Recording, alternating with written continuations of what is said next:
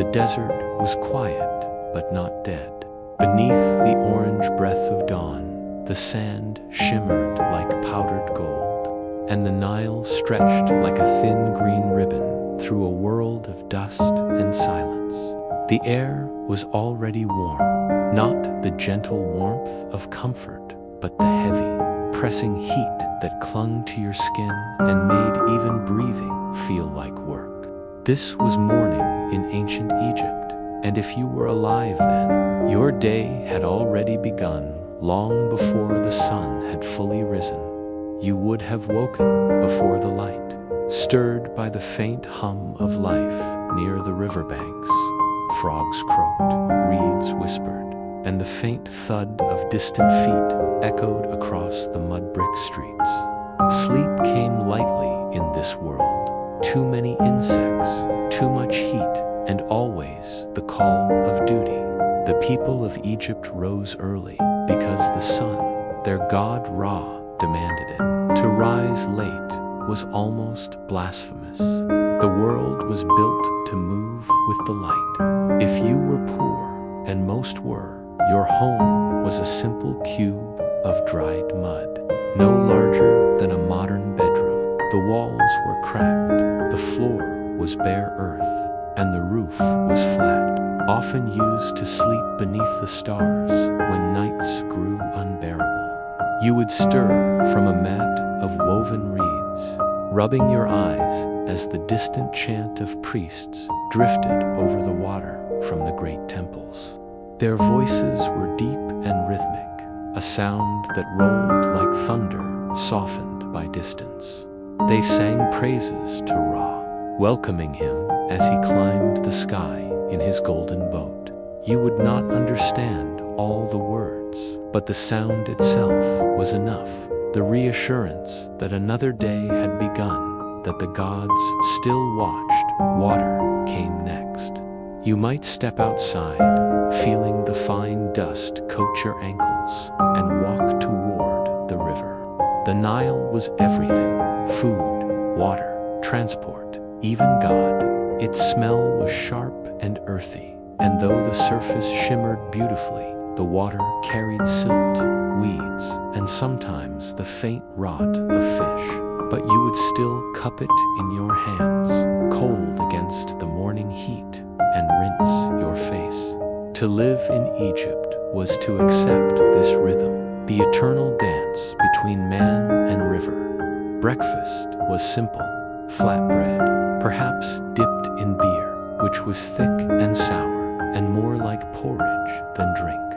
The Egyptians drank beer because water was often unsafe, and beer was blessed by fermentation, protected from sickness.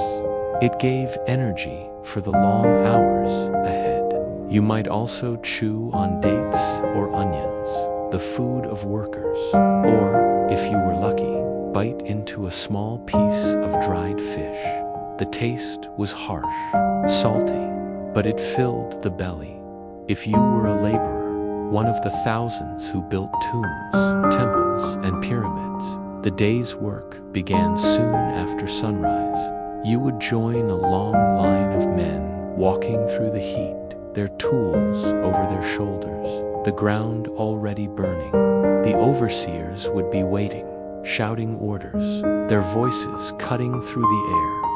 You would feel the weight of your tools, the glare of the sun on your back, and the dryness of your mouth after only an hour. Sweat ran into your eyes, dust clung to your skin, and still you kept moving.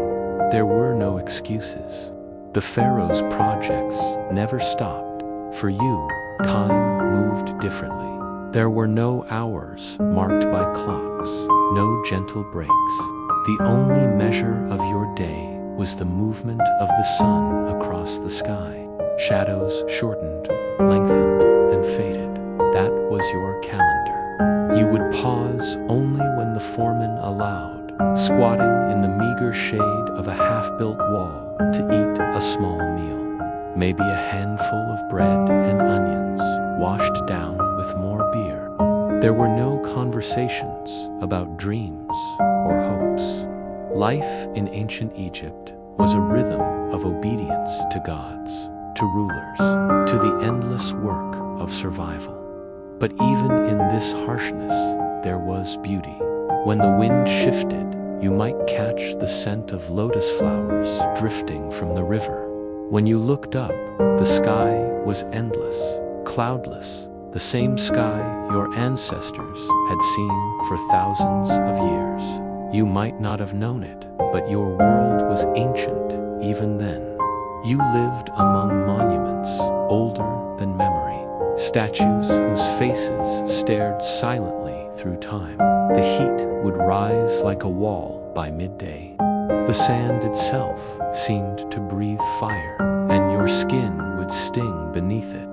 You'd wrap linen round your head, but it did little. Some men fainted, others simply kept walking. The overseers carried sticks, and mercy was rare. You'd glance toward the horizon, watching the shimmering air blur the distance. In that blinding light, the pyramids gleamed like white fire, their stone faces reflecting the sun. They looked eternal, unyielding. But you, standing there in sweat and pain, knew they were built by human hands.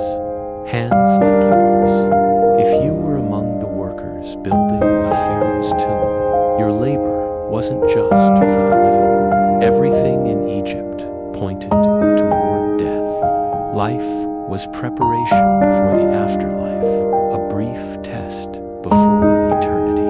The nobles would one day lie beneath the sands in golden coffins, their hearts weighed by Osiris against the feather of truth. You, though, would have no tomb.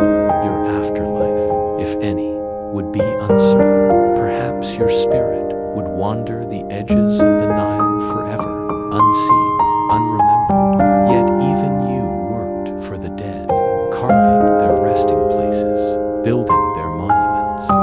Death was everywhere, yet no one feared it. It was not an end, but a crossing. As the day stretched on, you'd hear the songs of other workers, low rhythmic chants that kept pace with the movement of your tools. Music was a small mercy in the endless sun. The words were often simple, prayers to the gods, calls for strength, laments for home. The rhythm of hammers and voices created a strange kind of peace. Even suffering in Egypt had its own music. By the time the sun began to lower, the shadows returned like friends. The light turned softer, golden, and the air cooled slightly. Work ended not with joy, but exhaustion. Your body would ache, your hands cracked and raw, your back bent. You would walk home slowly, feet dragging, eyes half closed. Yet, as you neared the river, the sound of children laughing might reach you, their small voices rising above the murmur of the current. And for a moment, the world seemed almost kind. Evening in Egypt was brief. The sun dropped fast, swallowed by the horizon. Fires flickered to life in the courtyards, and the smell of roasting grain and fish filled the air. You might sit on the ground, your family beside you, watching the light fade. The stars would appear one by one, so bright they seemed to hum. Someone might hum an old hymn to Isis or Hathor, and the children would listen with half-closed eyes. Sleep would come early, not as comfort, but necessity. You would lie beneath the open sky, the sand still warm beneath you. There was no silence. The night was alive with the sound of insects, of wind, of far-off voices. You would stare at the stars, thinking of the gods who watched from above, Ra sailing through the underworld, Osiris judging the dead, Anubis walking between worlds. And before your eyes closed, you might whisper a prayer, not for wealth or glory, but simply for another dawn, because in ancient Egypt, survival itself was divine. The Nile would rise again, the sun would return, and you would wake once more beneath the same eternal sky. That was enough. That was everything. By midday, the beauty of ancient Egypt turned into something far less forgiving. The same sun that painted the Nile in gold now hammered down with merciless fire. The sky above was so clear it almost hurt to look at. A bright sheet of white blue stretching endlessly without mercy or cloud. The heat was alive. It crawled into every breath, pressed down on your chest, and clung to your skin like a curse. You would think that the air itself had turned against you, thick and shimmering, whispering of exhaustion and thirst. The workers had already been laboring for hours when the sun reached its peak. There were no tall trees, no shadows deep enough to hide beneath. The desert didn't allow kindness. Only the faint walls of unfinished tombs and the edges of cliffs offered brief relief from the light. You might rest there for a moment, your back against the cool stone, your body trembling from the heat that never seemed to end. Your mouth would be dry, lips cracked, throat burning. Beer and water both ran out fast, but the foremen, men loyal only to the pharaoh's command, kept shouting, their whips ready to remind anyone who dared to stop. From a distance, the great projects of the pharaoh looked magnificent. The rising walls of temples gleamed with white limestone, and columns carved with sacred hieroglyphs reached toward the heavens. The people believed these were not mere buildings, but bridges between worlds, gateways where gods could step into the realm of men. You, as one of the builders, might not understand the deeper mysteries, but you felt their weight. Every stone lifted, every symbol carved, was a prayer written in sweat. You were building eternity itself, even if your own name would never be remembered. The heat changed everything. The sand turned molten underfoot, and your feet would burn even through the rough linen wrappings. The sound of chisels on stone rang through the air, sharp and steady, mixing with the dull thud of hammers. Each strike sent tiny clouds of dust floating upward, and the air shimmered with the golden haze of it. Sometimes the dust entered your lungs, making you cough until your ribs hurt. You'd wipe your forehead with your arm, smearing sweat and grit together, leaving streaks like war paint above it all. The priests moved like ghosts, their shaven heads gleaming, their linen robes clean despite the dust. They were the keepers of order, the servants of the gods. While you worked in the sun, they worked in shadow, inside the cool stone chambers of the temples. You might see them walking toward the river, carrying incense or offerings, baskets of bread, figs, or small clay pots of perfume. You'd stop for a moment just to watch them, their calm movements reminding you that the world was not only pain. They moved in silence, chanting prayers in voices that seemed too soft to survive the wind.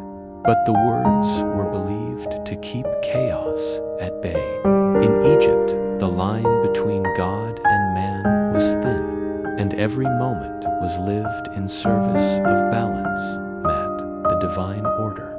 Around noon, work would pause, not out of kindness, but necessity. Men dropped their tools and lay on the ground, trying to catch their breath. Some covered their faces with cloth to block the sun. Others simply stared at the sky in silence. The Nile glimmered in the distance, a thin mirage of coolness in a sea of heat. The sound of insects filled the stillness, the low drone of flies circling the sweat-soaked air. You'd hear the quiet murmurs of men talking about home, about wives waiting by the river, about children they barely saw. It was in these moments that the human heart spoke, soft, tired, but still alive. If you were lucky, you might wander closer to the river during your short rest. The path would be rough, but the sight of water would feel like a promise. The Nile wasn't just a river, it was the soul of the land. You'd kneel at its edge, plunge your hands into the cool current, and feel it sting your cracked skin. The smell was thick, mud, plants, and something ancient. Fishermen floated by in small wooden boats, their nets spread wide, singing under their breath. You'd watch them with envy. Their labor looked easier, though you knew it wasn't. Everything in Egypt was earned through hardship. The temples near the river came alive during noon rituals. You might catch a glimpse of priests performing offerings to Ra, the sun god who ruled the sky. They burned incense that spiraled into the air like pale smoke, drifting above their altars. The statues of the gods, carved from obsidian, gold, or stone, glowed faintly in the firelight. The priests would pour milk, honey, and wine at their feet, whispering hymns. The scent of frankincense mixed with the wind, creating an almost unreal sweetness. The people who passed by would bow their heads. Even the tiredest workers stopped to murmur a brief prayer. "May Ra give strength," you might whisper, feeling your lips crack with the words. "May he see me through the day," because everyone feared the wrath of Ra, the burning sun that both gave and took life. Without him, Egypt would freeze. With too much of him, it would die. The sun was God and punishment at once. As the rituals ended, life slowly returned to its rhythm. Workers picked up their tools again, the sound of hammers rising like a heartbeat through the desert. Some men sang as they worked, ancient songs passed down from fathers to sons, chants to keep time, to forget pain, to honor the Nile. Their voices echoed across the plains, blending with the wind. Raise the stone, praise the God, build the name that never dies. You didn't need to believe in eternity to find comfort in the song. It made the labor lighter, the suffering less silent. Further up the river, the lives of the rich unfolded differently. If you had been born noble or priestly, your midday would not be spent beneath the sun, but within cool stone halls. Servants would fan you with palm leaves, bringing bowls of figs, bread, and roasted fowl. The walls around you would be painted with scenes of paradise, green fields, lotus ponds, golden boats sailing toward the afterlife. You'd wear linen so fine it felt like mist, and rings of turquoise and lapis would glitter on your fingers. Yet even in wealth, no one escaped the God's gaze. You would still pray daily, still make offerings, still fear the scales of judgment that awaited after death. In Egypt, even kings served something greater. The Pharaoh himself, the living God, was believed to be the son of Ra, yet his life too was bound by rituals and duties. Every sunrise, priests would perform ceremonies to renew his power, to ensure the world did not fall into darkness. The Pharaoh's word was law, but even he could not defy the divine order. The gods ruled all. By mid-afternoon, the heat began to shimmer less fiercely, but the air was still heavy. You'd feel your muscles tighten, your arms ache from endless lifting. The light grew softer, tinged with amber. Birds began to move again, ibis, herons, falcons, their wings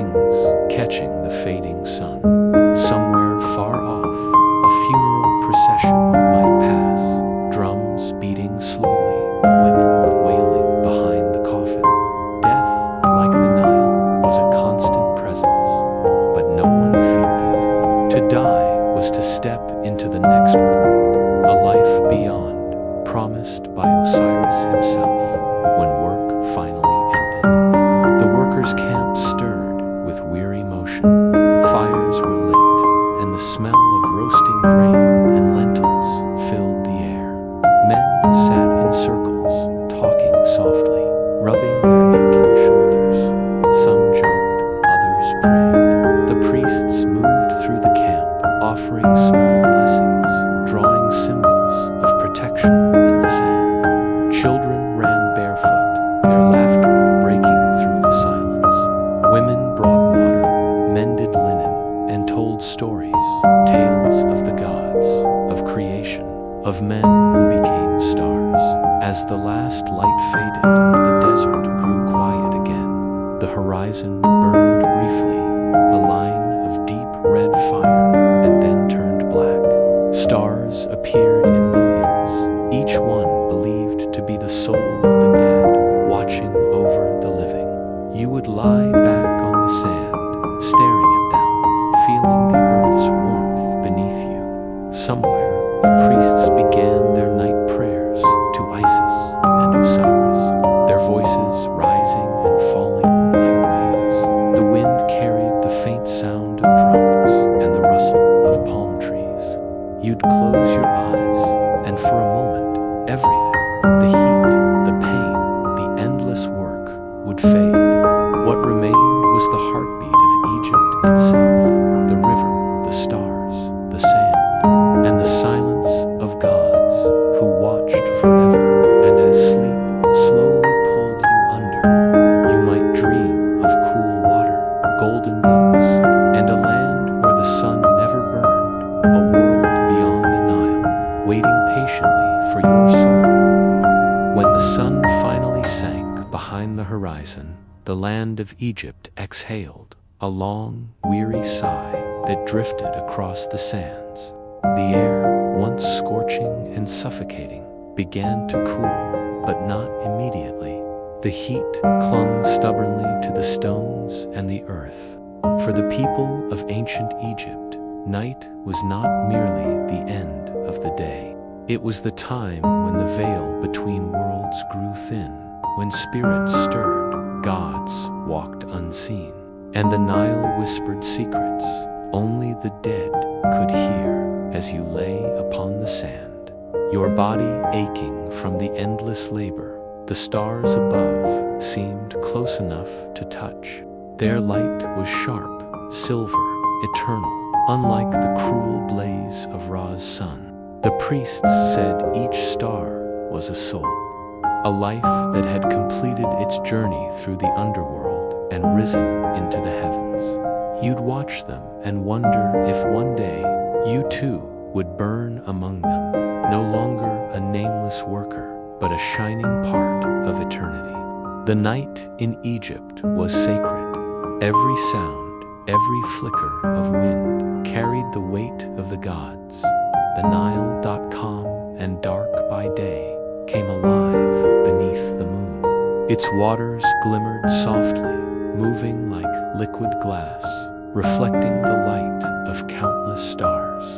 The frogs began their chorus, insects hummed invisibly, and the slow creak of wooden boats echoed from the distance.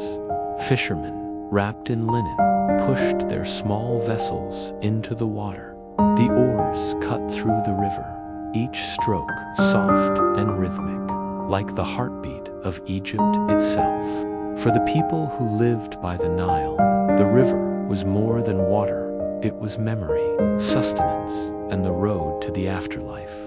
They believed the dead sailed upon its current, drifting toward the western horizon, where the sun rested each night. You could almost imagine their ghostly forms gliding silently in the mist. Kings, farmers, children, and priests, all heading west, all chasing the fading light. The Egyptians called it the paradise, where souls lived forever, in perfect reflection of the world they had left behind.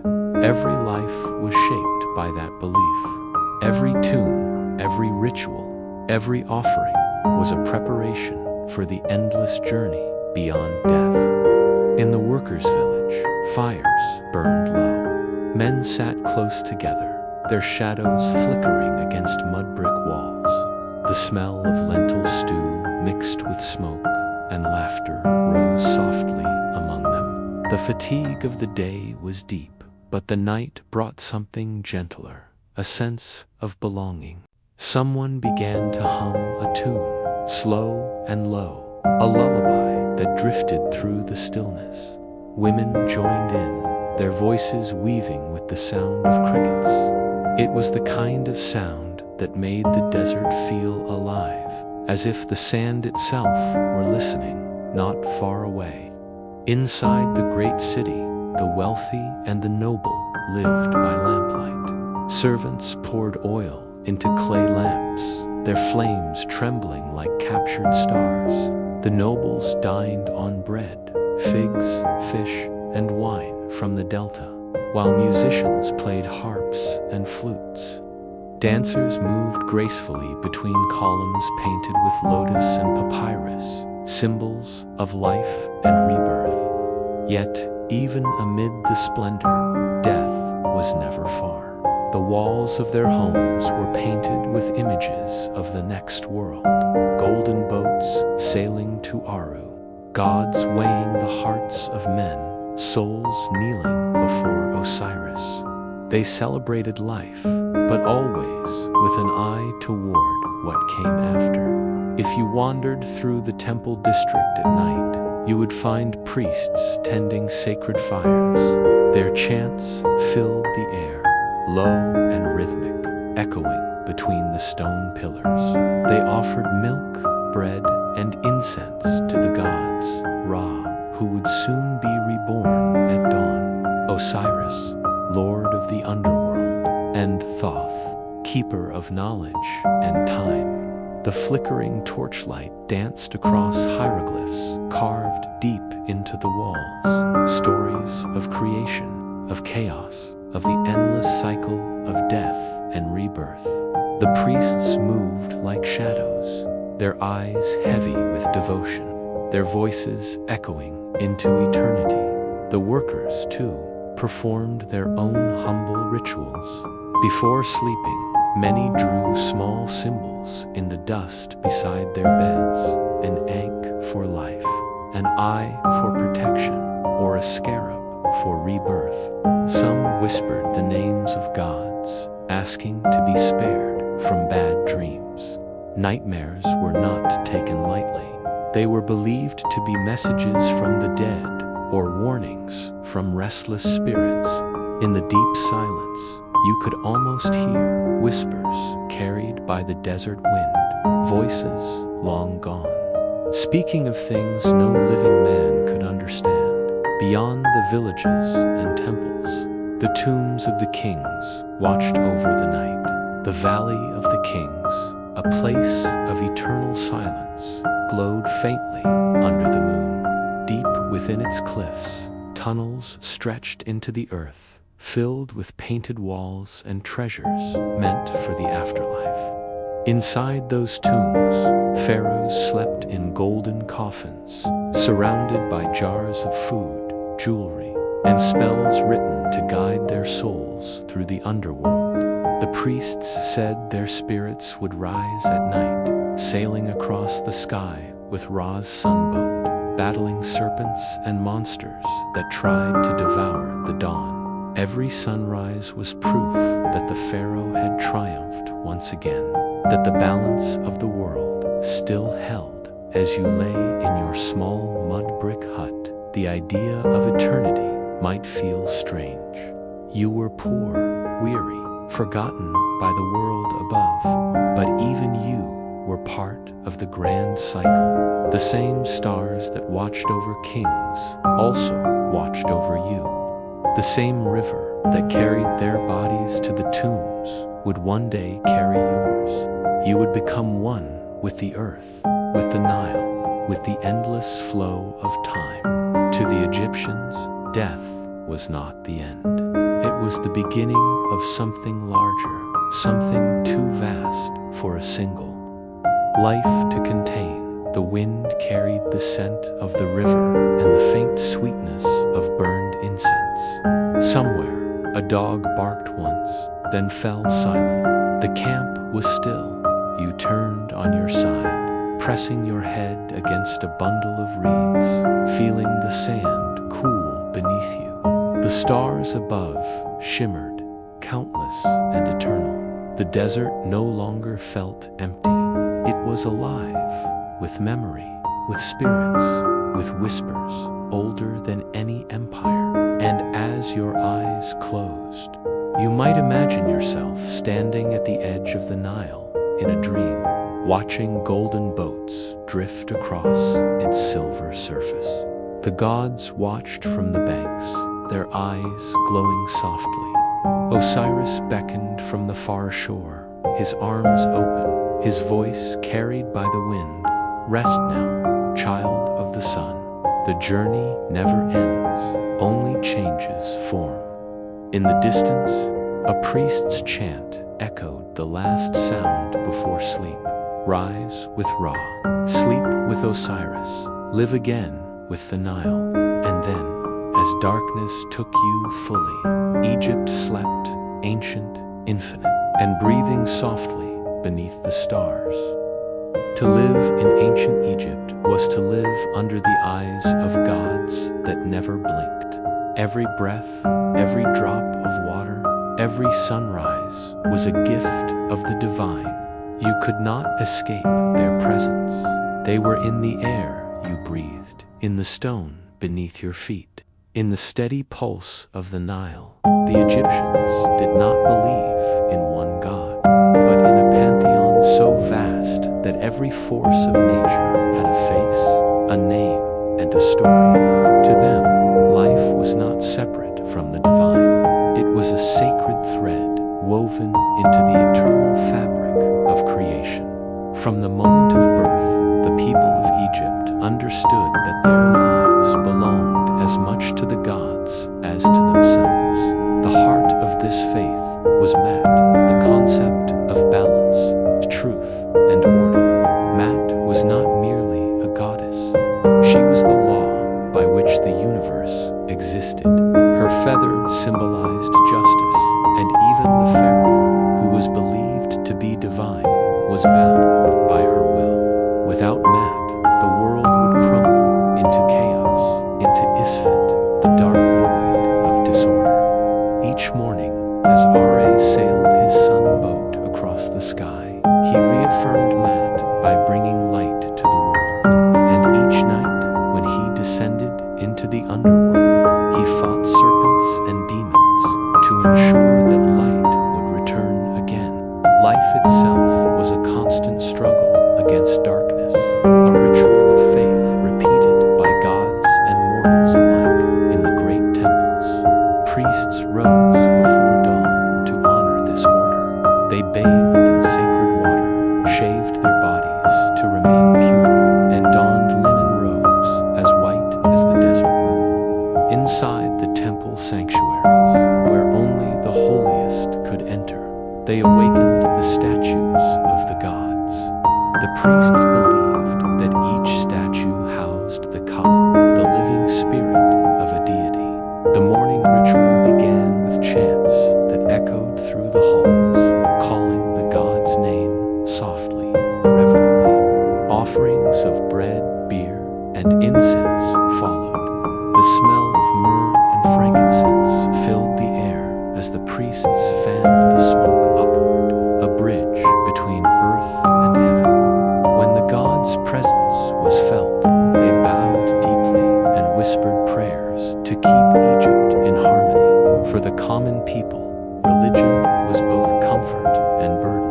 Every home had its small shrine, perhaps a painted stone, a carved amulet, or a simple offering bowl. Families prayed for fertility, good harvests, and protection from sickness. They spoke to Base, the dwarf god who guarded children, and to Torit, the hippo goddess who watched over mothers. They prayed to Anubis for safety and burial, and to Hapi, the god of the Nile, for the annual flood that gave life to their crops.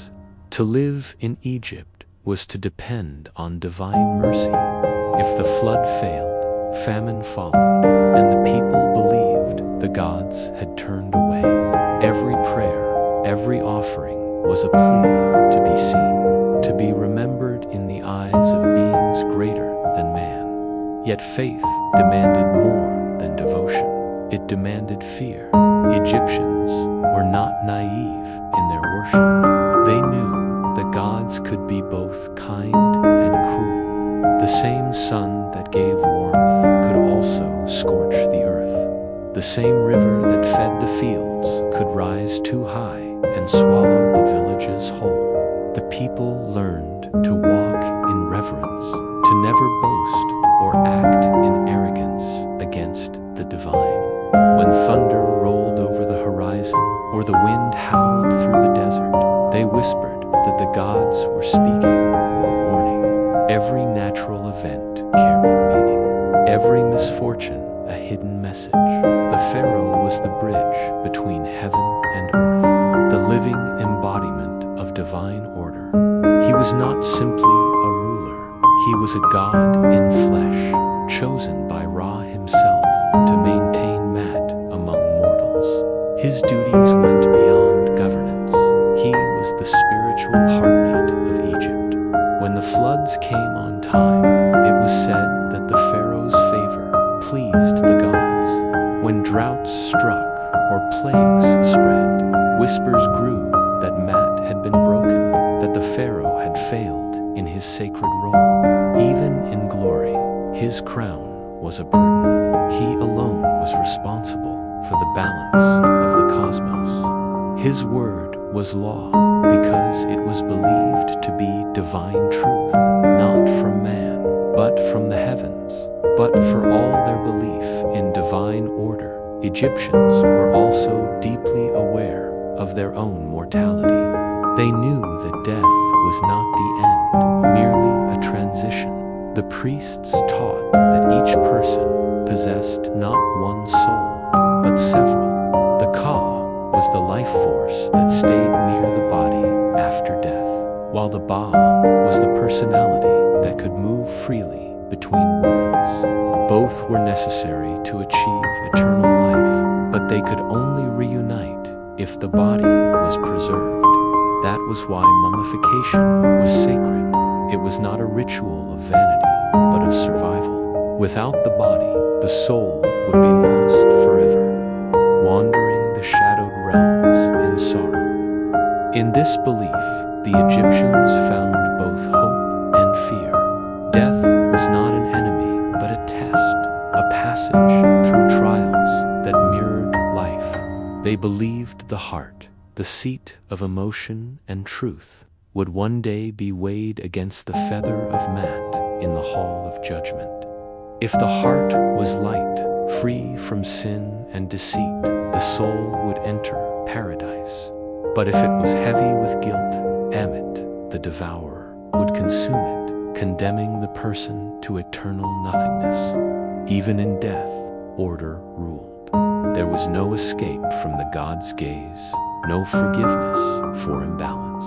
Every action in life, no matter how small, was recorded in the unseen world, night after night. As people rested under the vast desert sky, they would look up at the stars and see eternity staring back. Somewhere beyond those lights lay the realm of Osiris, a fertile, endless field where the righteous worked the land in peace, free from hunger and pain. The Egyptians dreamed not of heaven in the clouds, but of a world like their own, perfected and eternal. A place where the Nile never ceased to flow, where crops grew without effort, and where families were reunited forever. To reach that world, one had to live in accordance with Mat, to walk with truth, to speak with kindness, and to honor both gods and ancestors. Even the humblest worker believed in this promise. He may have had no gold, no name written in stone, but he had faith. In the quiet of his home, he would offer a piece of bread, pour pour a drop of beer into the sand and whisper the names of those who came before him. For the Egyptians, memory was a sacred act. To speak the name of the dead was to give them life again. Oblivion was the only true death, the erasure of one's name from the living world. That was why they carved names deep into walls and painted them in bright colors. As long as someone remembered, the soul endured. In this devotion, Egypt found immortality.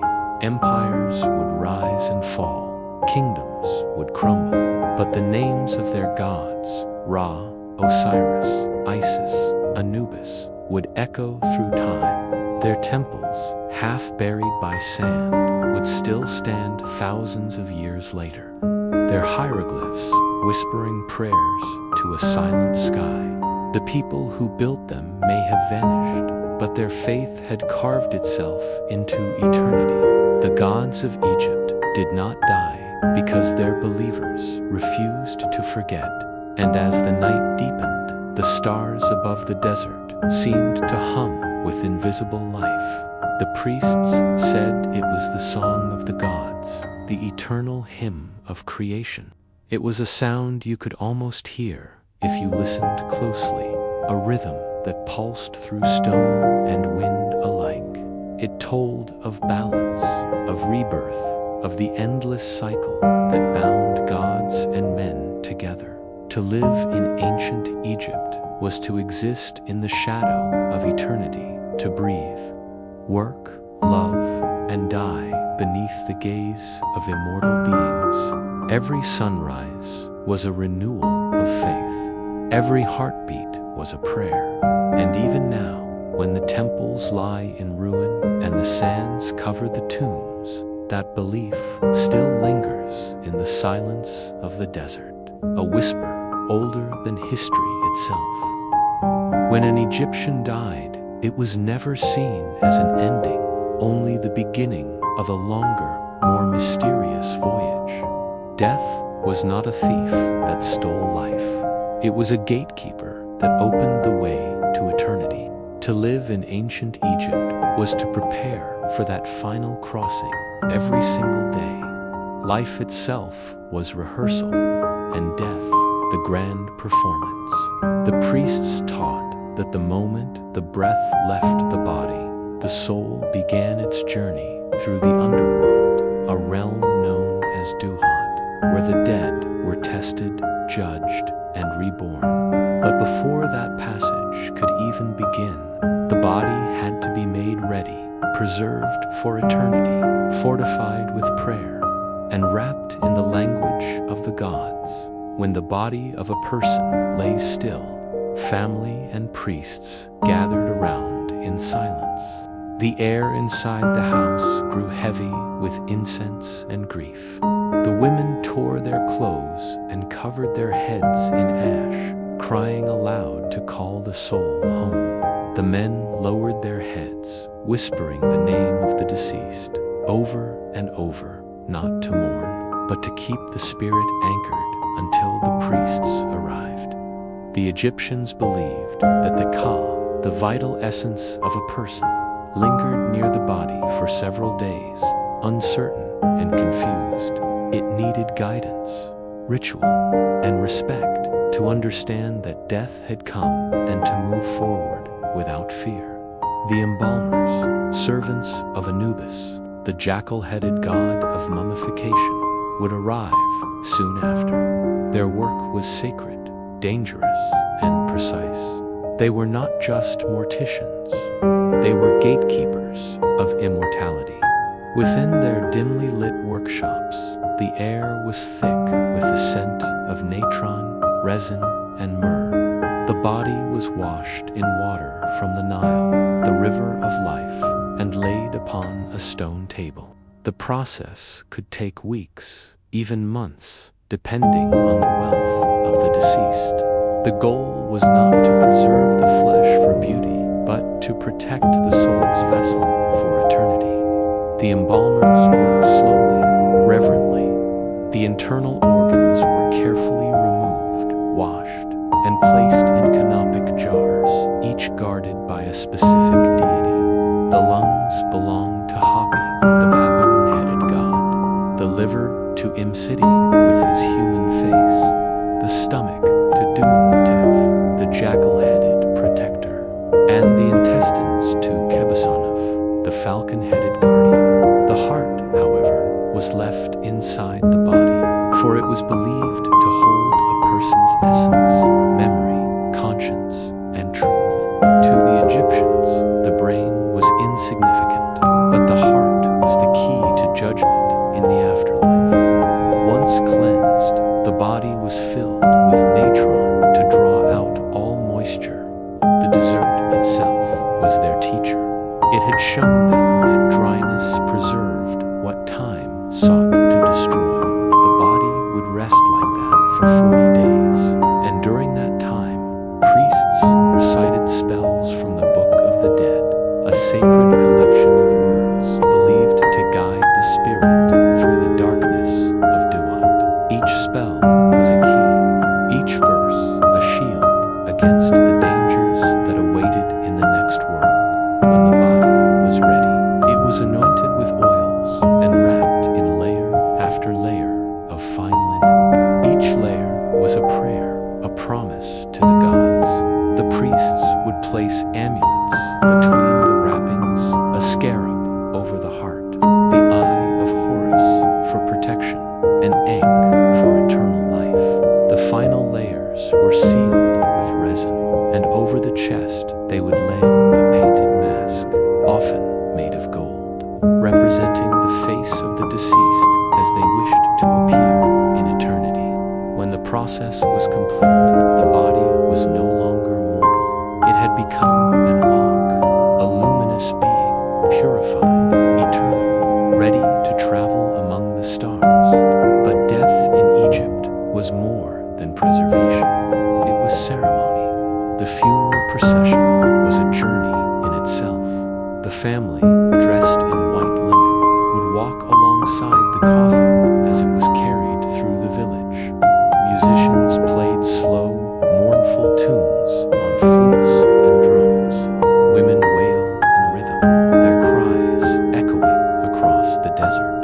They were not just grieving, they were calling upon the gods to open the gates of the afterlife. The coffin, painted with hieroglyphs and protective symbols, was placed on a boat that drifted along the Nile, a final voyage mirroring the path the soul would soon take through the underworld. As the boat glided down the river, the sun shimmered on the water, and the reflection danced across the golden face of the mask.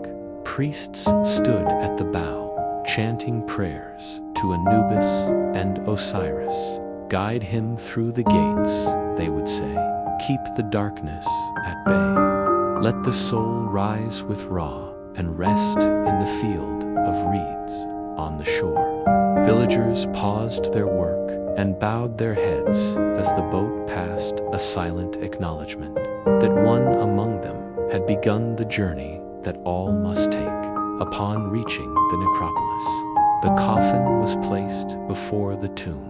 If the deceased was wealthy, the tomb was grand, carved deep into the rock and filled with paintings that told the story of their life.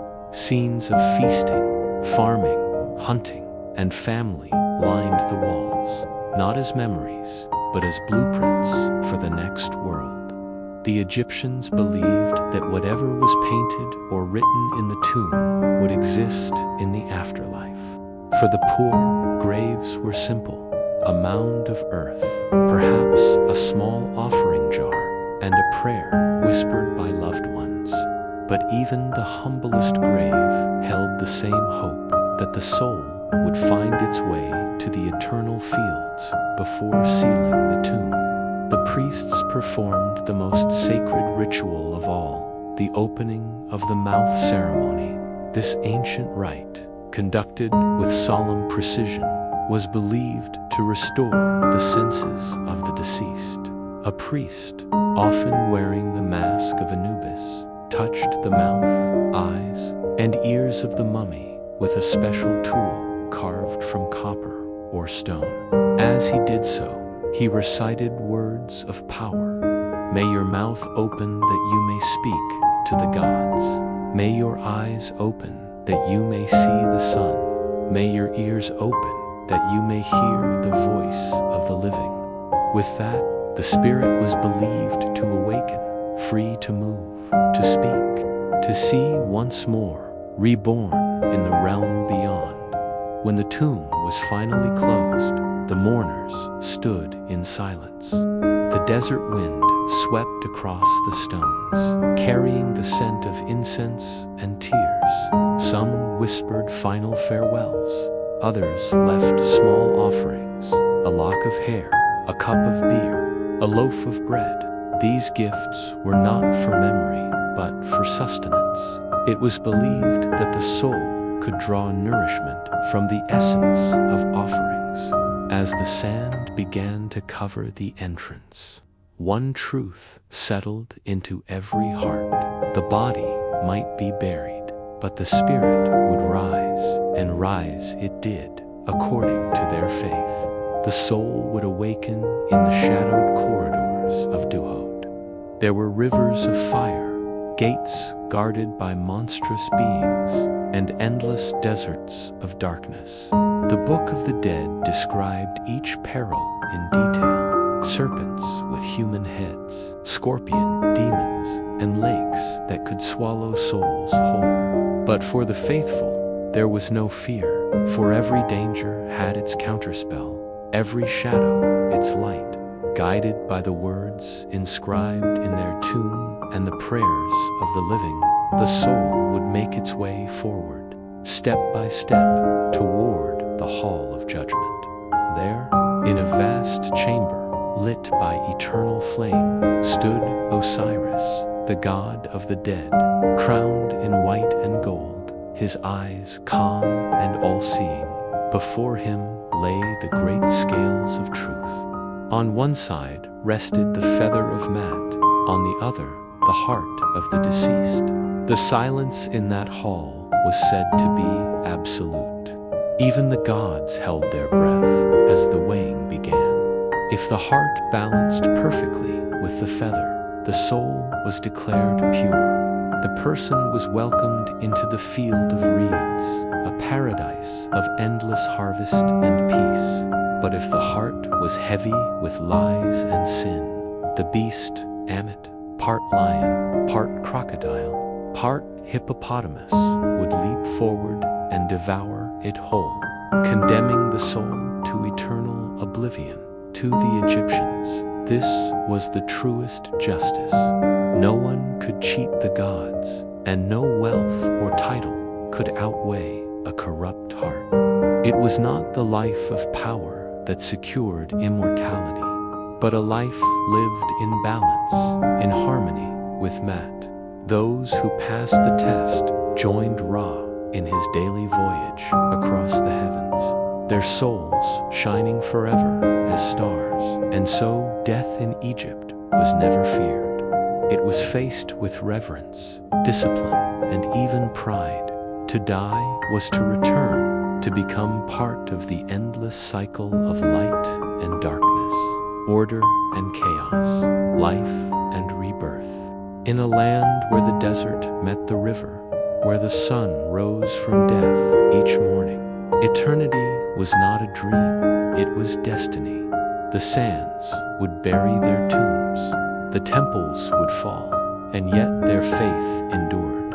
For even after thousands of years, the names of their gods are still spoken, their symbols still recognized, their prayers still echoing in the silence of the stones.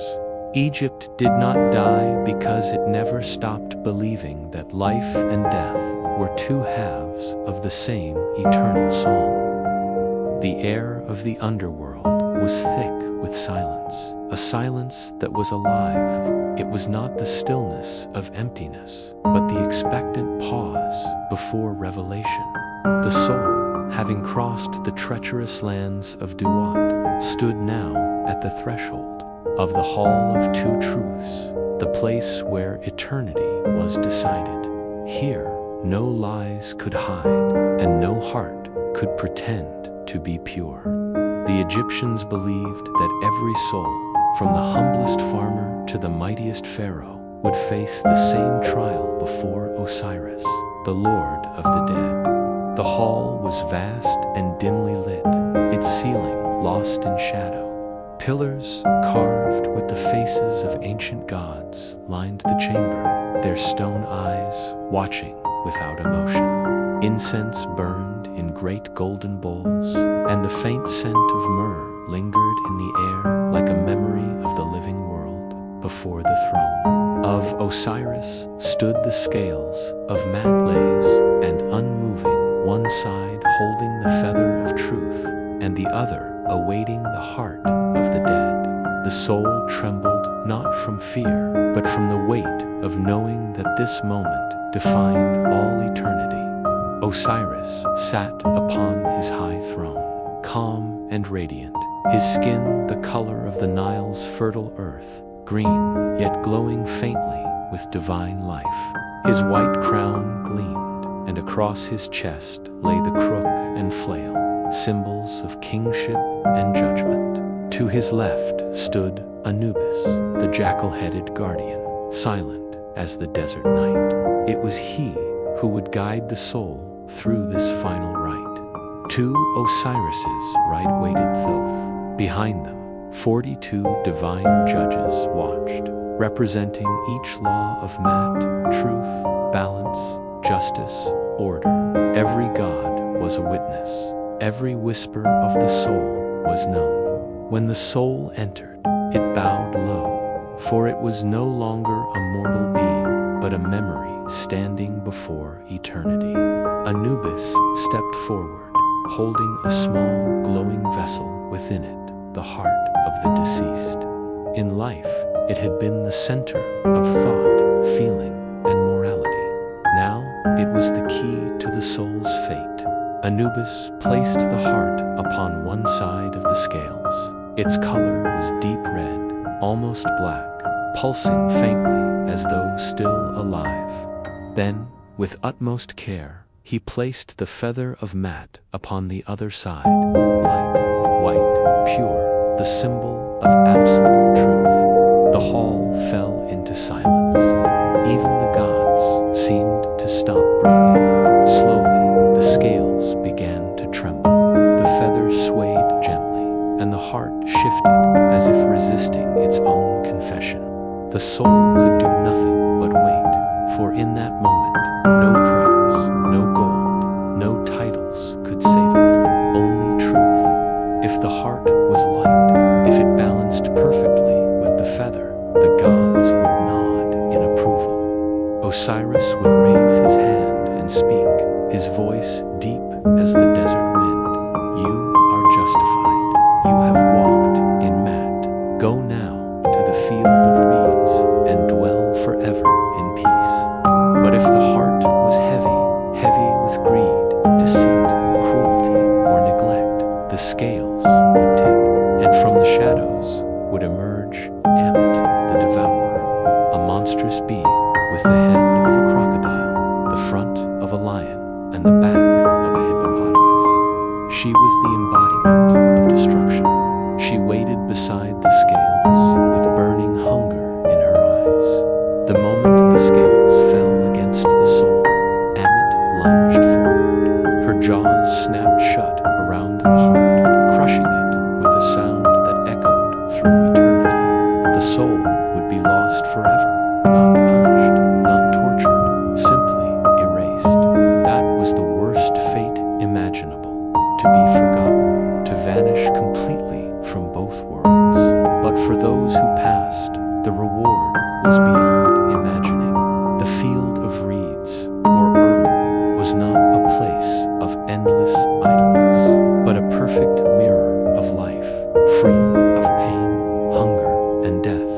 There, the rivers flowed with cool water, the crops grew without toil, and loved ones reunited beneath golden skies. Every morning, the righteous would rise with the sun god Ra, journeying with him across the heavens. Every night, they would rest beside Osiris, their souls luminous and eternal. To reach that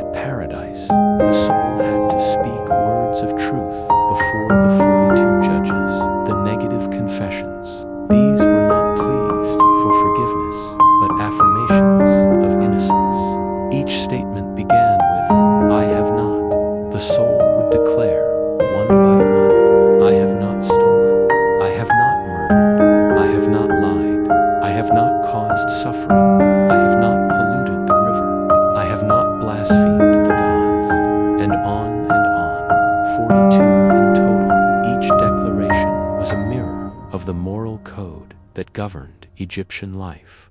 To live in harmony with Mat, the cosmic order, was to ensure one's eternal peace. For the Egyptians, morality was not born from fear of divine wrath, but from a deep understanding that balance sustained existence. They saw the universe as a delicate harmony. If one lived unjustly, one invited chaos not only upon oneself but upon the world. The scene inside the Hall of Judgment was as much a reflection of Egyptian society as it was a vision of the divine. The living, too, lived beneath the watchful eyes of order and justice.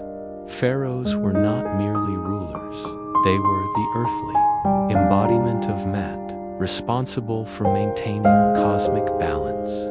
Every law, every ritual, every offering to the gods was a reaffirmation of that balance. The afterlife was simply the continuation of that same law, an eternal court where one's deeds were laid bare.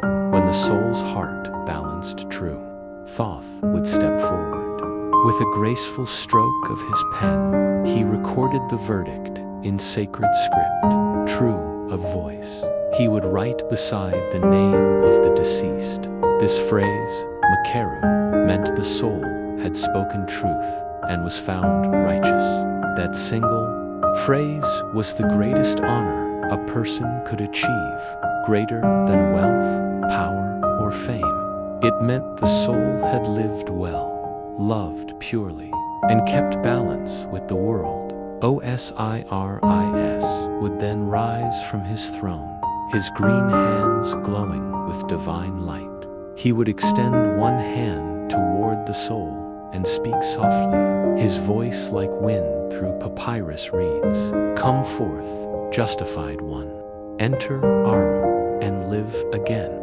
The gates of light would open, and a warm radiance would envelop the soul. It would step through, shedding all pain and memory of fear, entering the eternal fields where every sunset shimmered forever and every dawn felt like the first. But beyond the grandeur of this vision was something deeply human. The Egyptian belief in judgment was not only about fear of punishment, it was about hope for justice. In a world where life could be cruel and short, they dreamed of a place where fairness truly ruled. A peasant who had lived honestly could stand equal to a king before Osiris.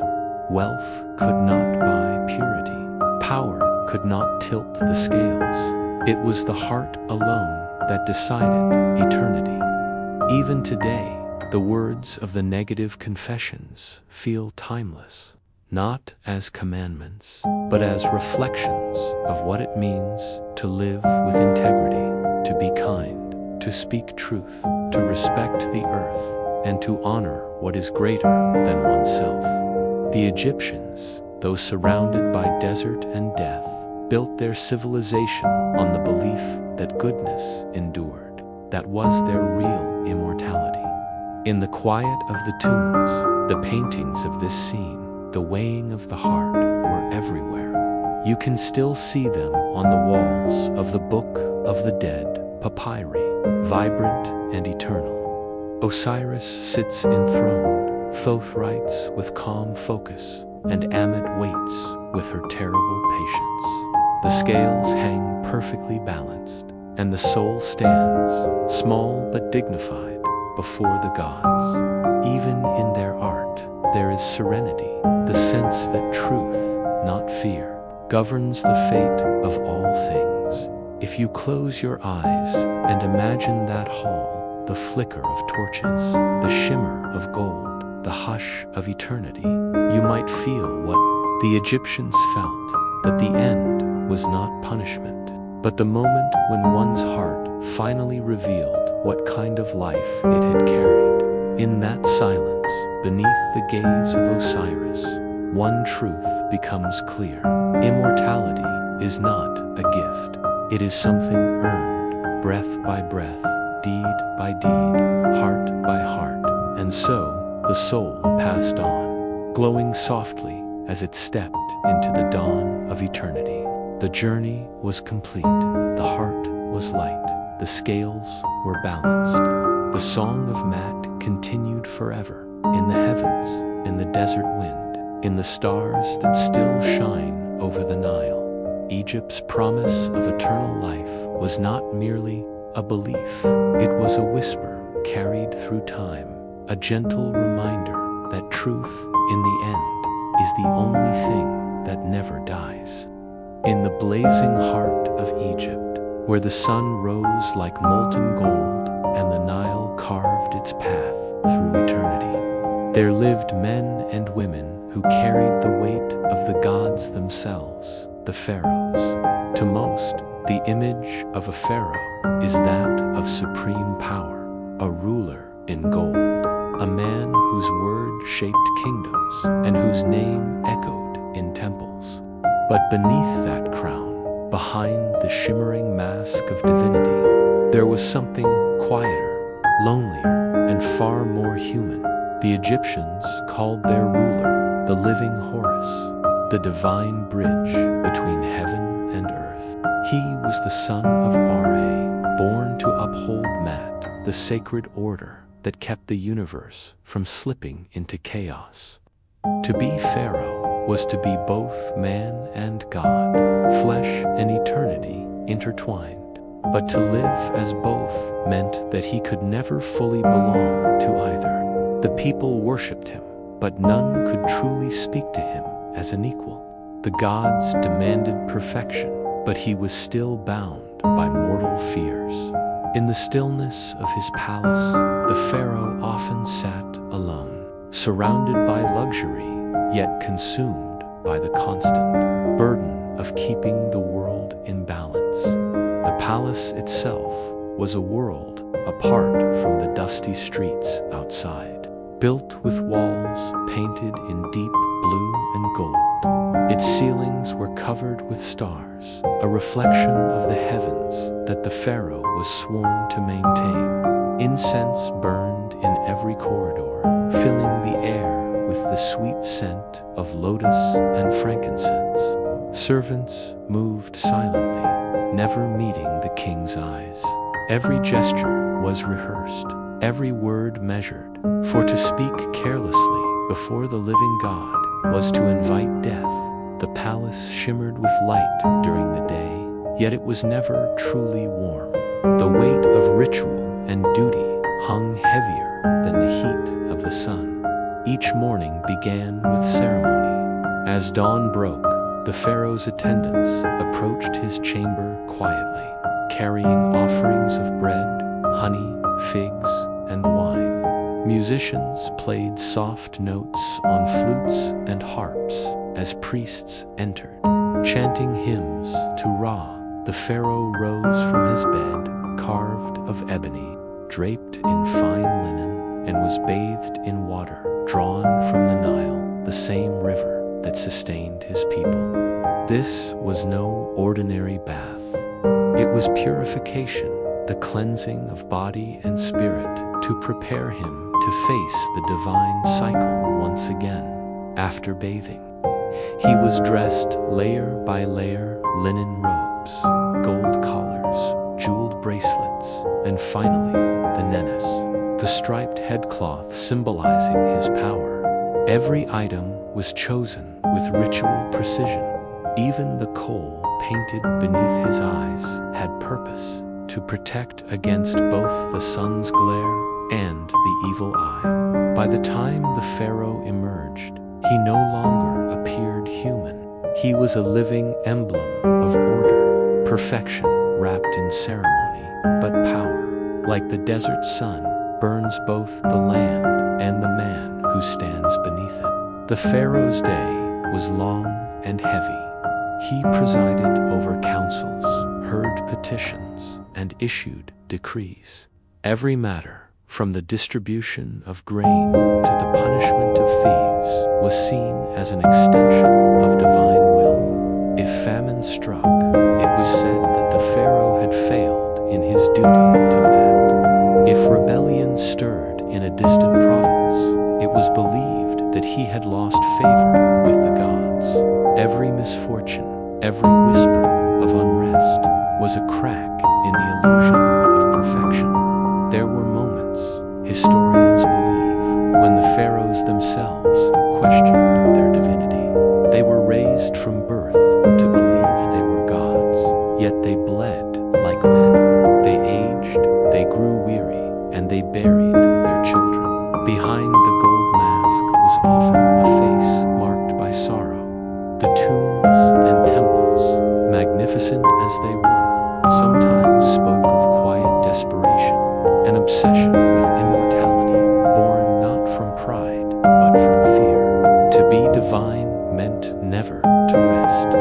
Beyond the throne room, the pharaoh's world was carefully controlled. Even his pleasures were bound by ritual.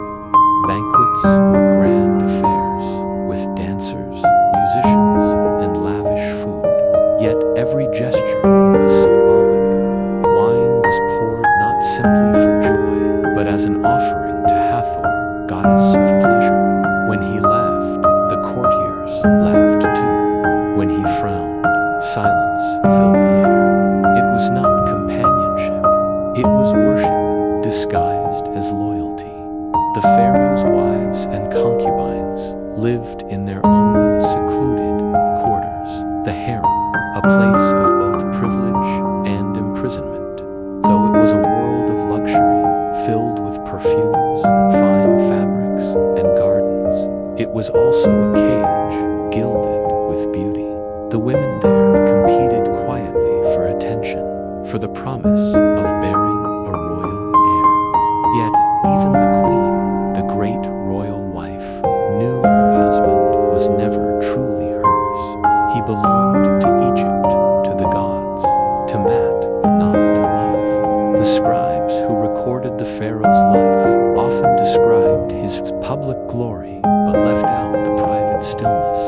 When night came and the court grew silent, the living god would sometimes stand upon the palace balcony, gazing over the dark expanse of the Nile. The river shimmered beneath the moonlight, its surface reflecting the same stars painted above his ceiling, the same stars his ancestors claimed as their final resting place.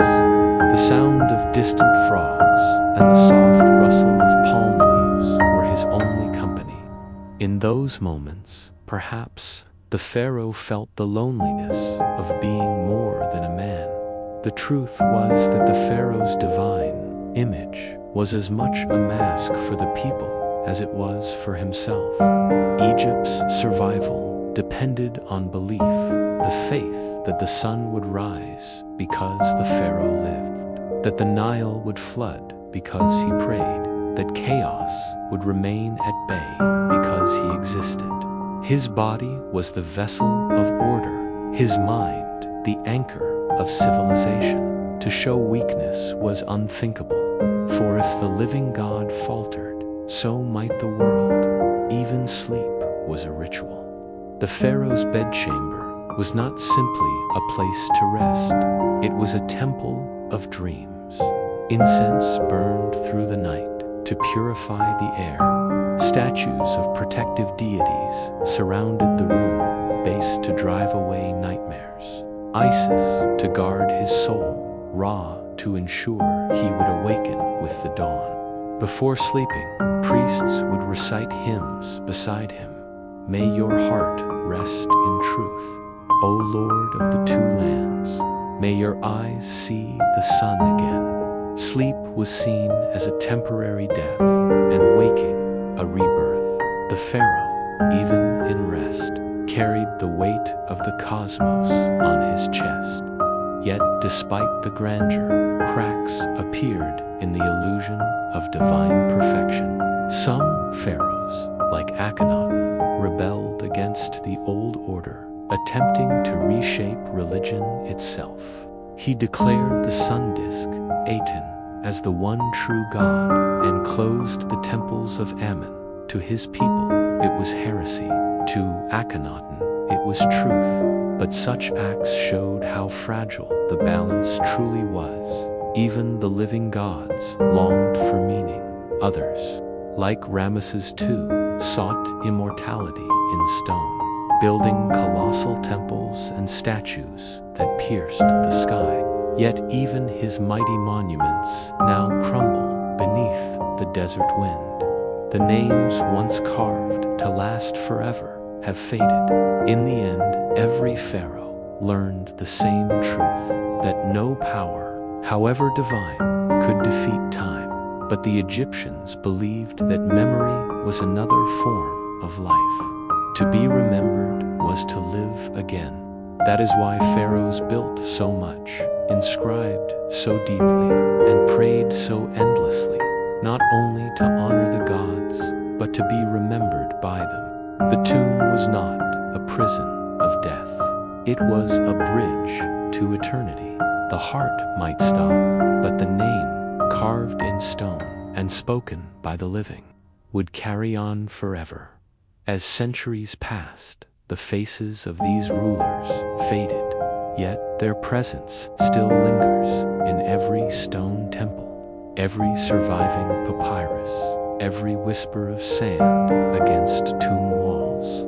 Their world may be gone, but the dream they built, that perfection could be achieved, that order could triumph over chaos, still breathes in the desert air. To stand before the ruins of Thebes, or gaze upon the statues of Abu Simbel, is to feel what the pharaohs felt, awe mixed with exhaustion, triumph laced with loneliness. Their crowns glittered like the sun, but beneath them beat human hearts, hearts that longed for peace, for rest, for something eternal that no crown could provide. And so, while the pharaohs ruled as gods, they died as men.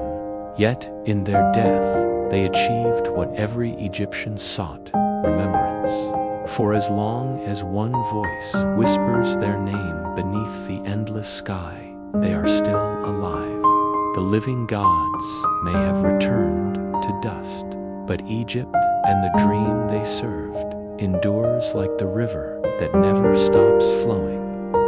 The sun in ancient Egypt was both a god and a curse. Its blazing eye watched over everything, blessing the crops that grew along the Nile, while mercilessly punishing anyone who dared step too far into the open desert. Imagine waking before dawn in a small mud brick house, the coolness of night still clinging to the walls. The faint call of roosters mingles with the distant sound of the river. You rise slowly, wrapping a thin linen cloth around your body, knowing that in just a few hours the heat will turn unbearable. Every day in ancient Egypt was a struggle, not just for food, not just for water, but for endurance, a battle between human skin and the relentless sun, the Nile. So calm and shimmering under the morning light was both a savior and a threat. People depended on it for everything, drinking, bathing, farming, but its moods were unpredictable. When it flooded too little, famine came. When it flooded too much, homes disappeared beneath brown water.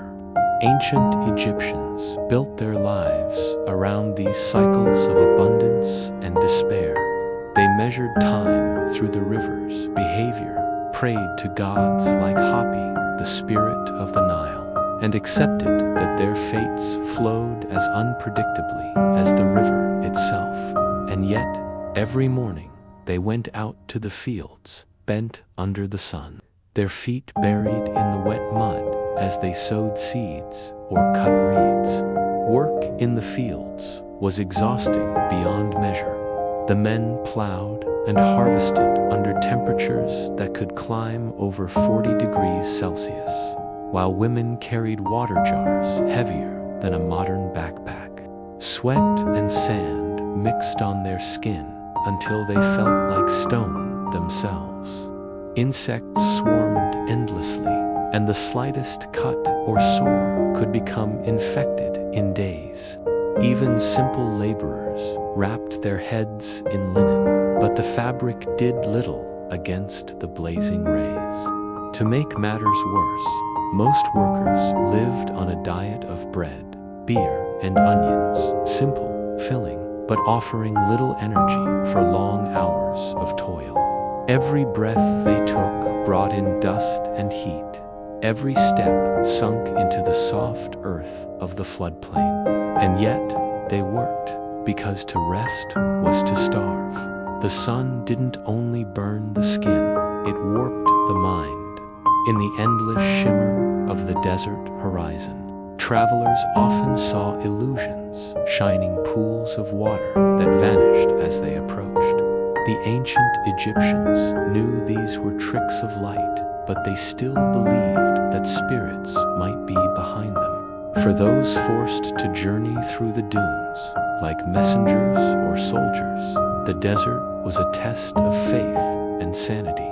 They carried small water skins and prayed to gods like Ra, hoping his golden chariot in the sky would show mercy. But mercy was rare. The desert had no patience for weakness. One wrong turn, one broken jar, and the sands would swallow you whole. Your bones buried beneath waves of silence.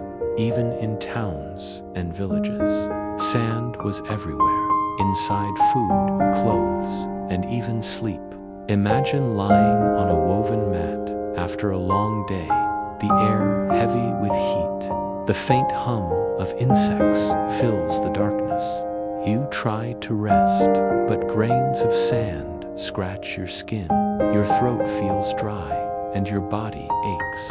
Ancient Egyptians often slept outside their homes during the hottest nights, under the open stars, hoping the wind from the Nile would cool them. But comfort was fleeting.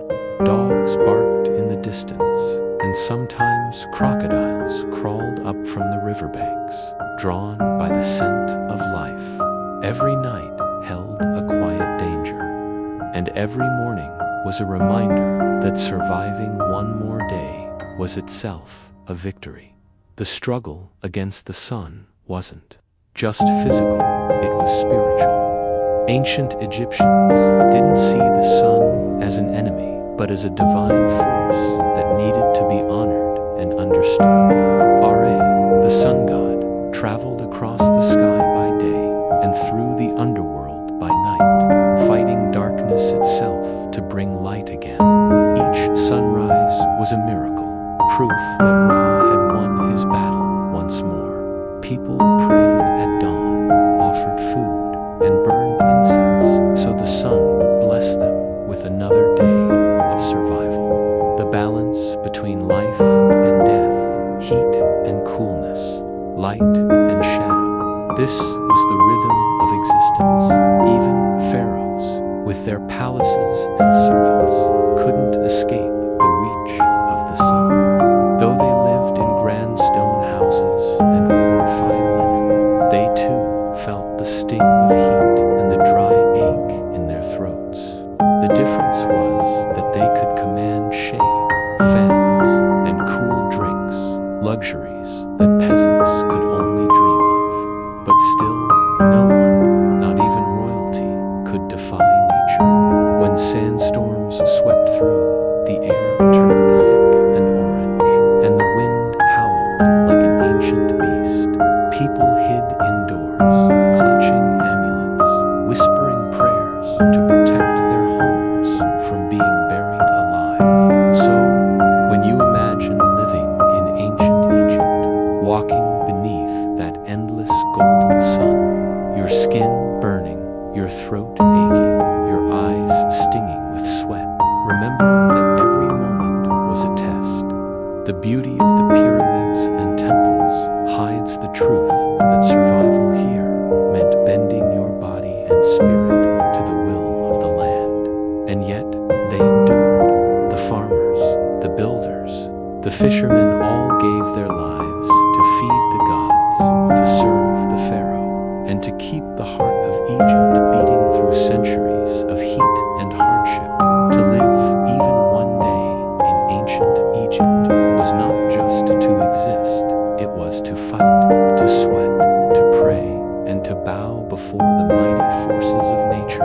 ruled every breath you took.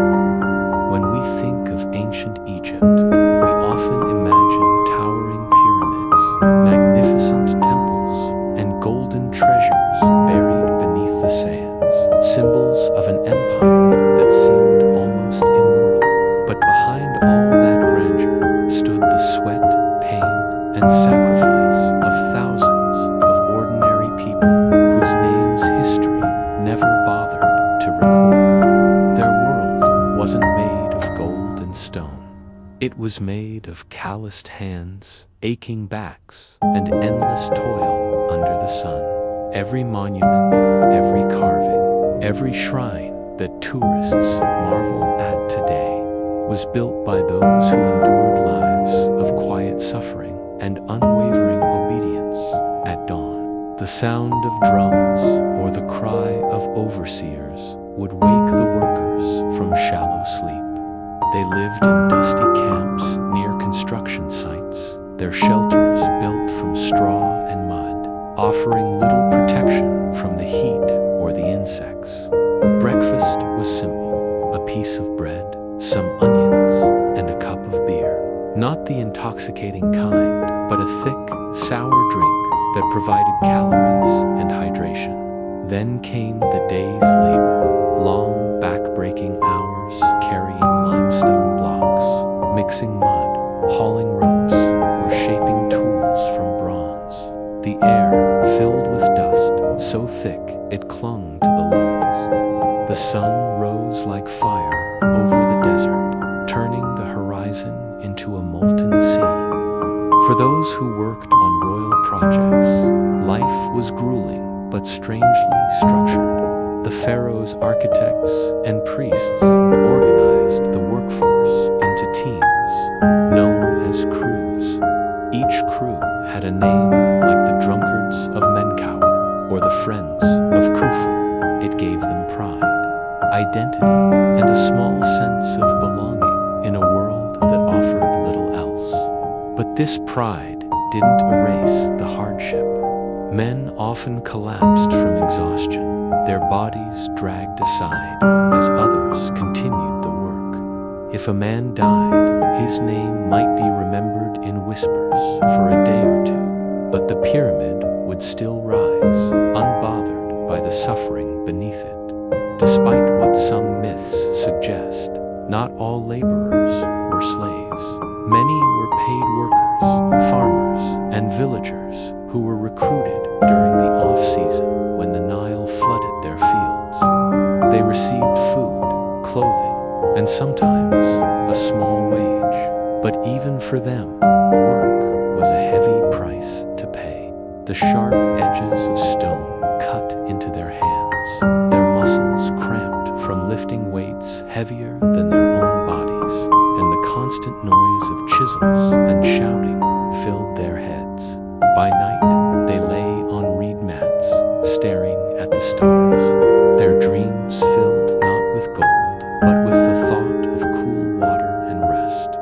For those who truly were slaves or prisoners of war, existence was even harsher.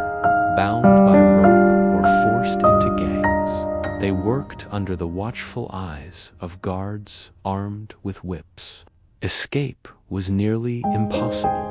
The desert was too vast, too merciless. Many died from heat stroke or thirst long before they ever saw the completion of the monuments they helped create. Their bones likely rest somewhere beneath the sands, unmarked, unnamed, but forever part of the foundation of Egypt's glory. Yet even in this endless cycle of labor and pain, the Egyptians found meaning. They believed their work served the gods themselves. To build for Pharaoh was to serve the divine order of Mat, the principle of balance, harmony, and truth that governed the universe. Each block lifted, each temple carved, was an act of devotion. In a strange way, faith softened the edge of their suffering. When the priests chanted prayers at dusk and the workers bowed their heads, they believed that the gods saw their struggle and would reward them in the afterlife. For a people who faced daily hardship, the promise of peace beyond death was a powerful comfort. Still, life on the construction sites was full of risks. Injuries were common: crushed limbs, infections, sunstroke. There were no modern doctors, only healers who mixed herbs, honey, and animal fat to soothe wounds. Sometimes, priests would perform rituals, believing that sickness was the work of evil spirits.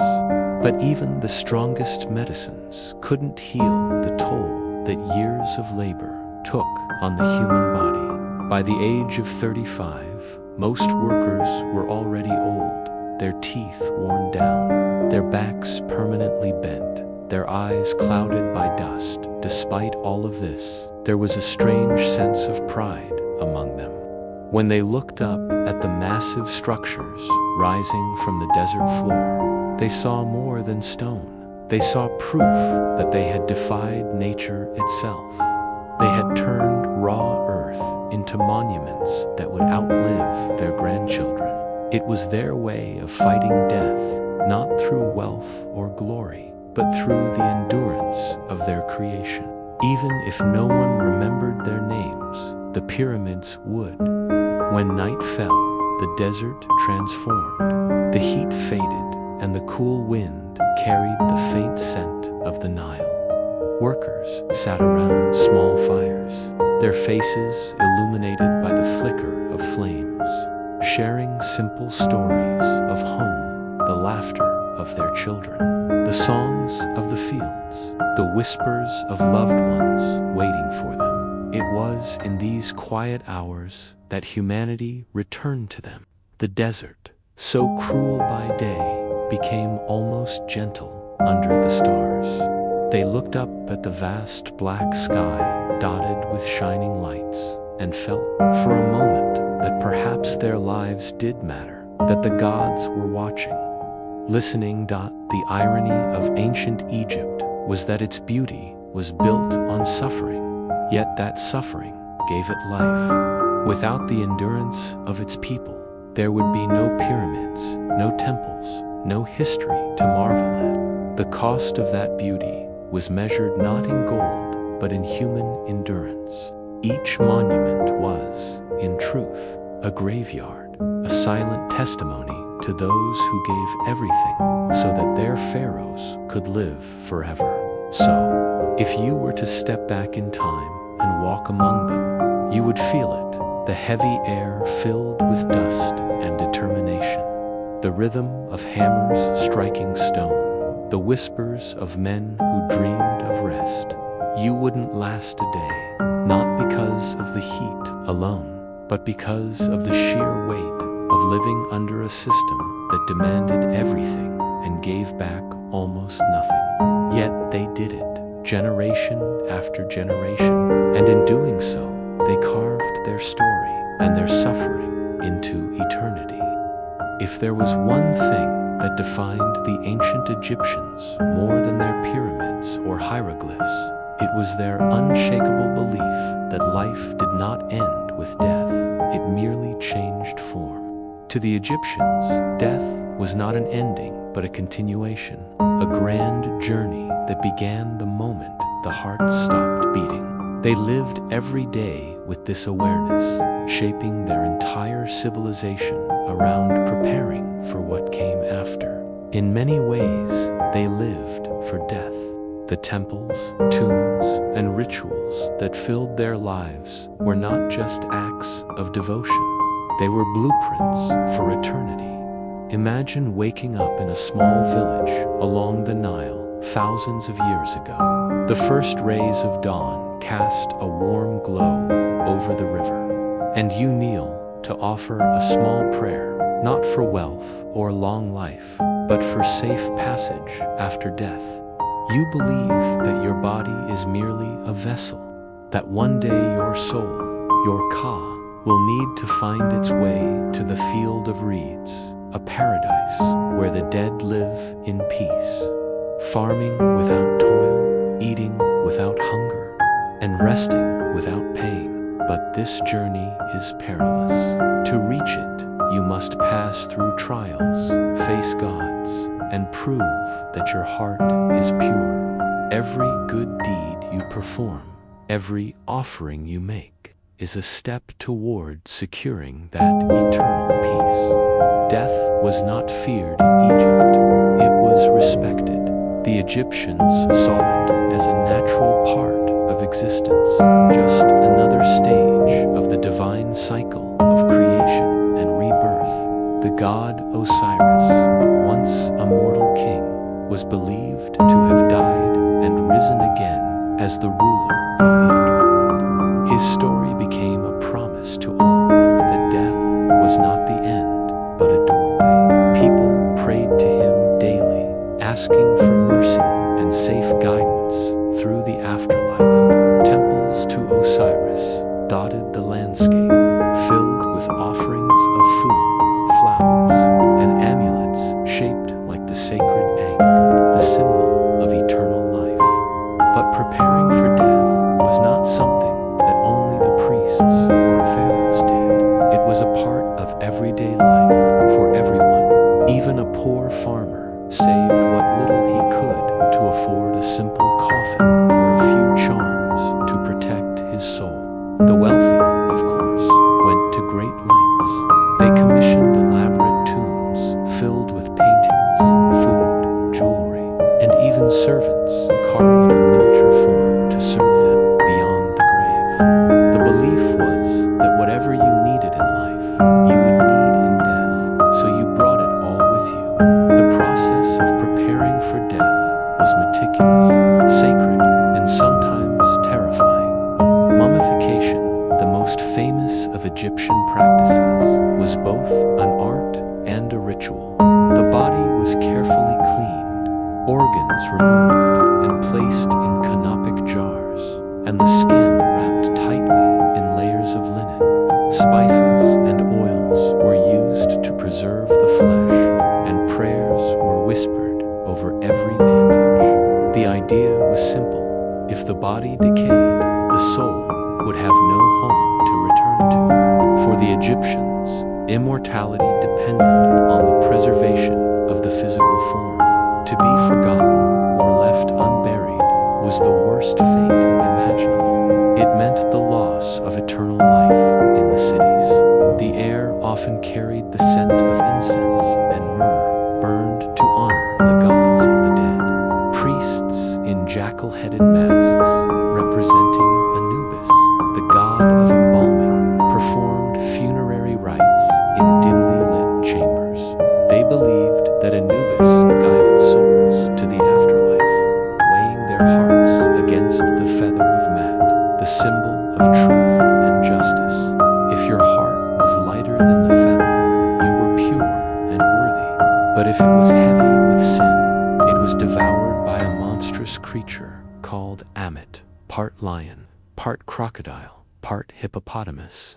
For Egyptians, the idea of judgment was not abstract. It was a vivid, terrifying reality they imagined every night. This obsession with the afterlife seeped into every part of society. Art, architecture, and even daily routines were shaped by it. Walls of tombs were painted not just to decorate, but to serve as guides, filled with instructions, spells, and warnings for the soul's journey. The Book of the Dead, a sacred collection of texts, was a kind of spiritual manual, a map to eternity. It told the deceased what to say to the gods, how to navigate the underworld, and how to avoid traps and demons. To forget even a single word could mean being lost forever. Pharaohs, of course, took this belief to divine extremes. They saw themselves not as mortals, but as living gods, whose deaths would mark their rebirth into the heavens. Their pyramids and tombs were designed not as graves, but as cosmic machines, stairways to eternity. Every chamber, every corridor had a purpose. The orientation of the pyramids aligned with stars, believed to guide the pharaoh's spirit into the afterlife. When workers sealed a king inside, they were not burying him, they were launching him into eternity. And yet, for all their devotion, death was still deeply human in Egypt. When someone died, families mourned. Women wept loudly, tearing their clothes and covering their heads in dust to show their grief. Bodies were carried through the streets in solemn processions, with priests chanting hymns and mourners throwing flowers. It was both a ritual and a release, a way for the living to let go while ensuring the dead were properly honored. In those moments, beneath the blazing sun and endless sky, life and death felt intertwined. One could not exist without the other. To live in ancient Egypt was to exist in a world where every heartbeat echoed with the knowledge of mortality.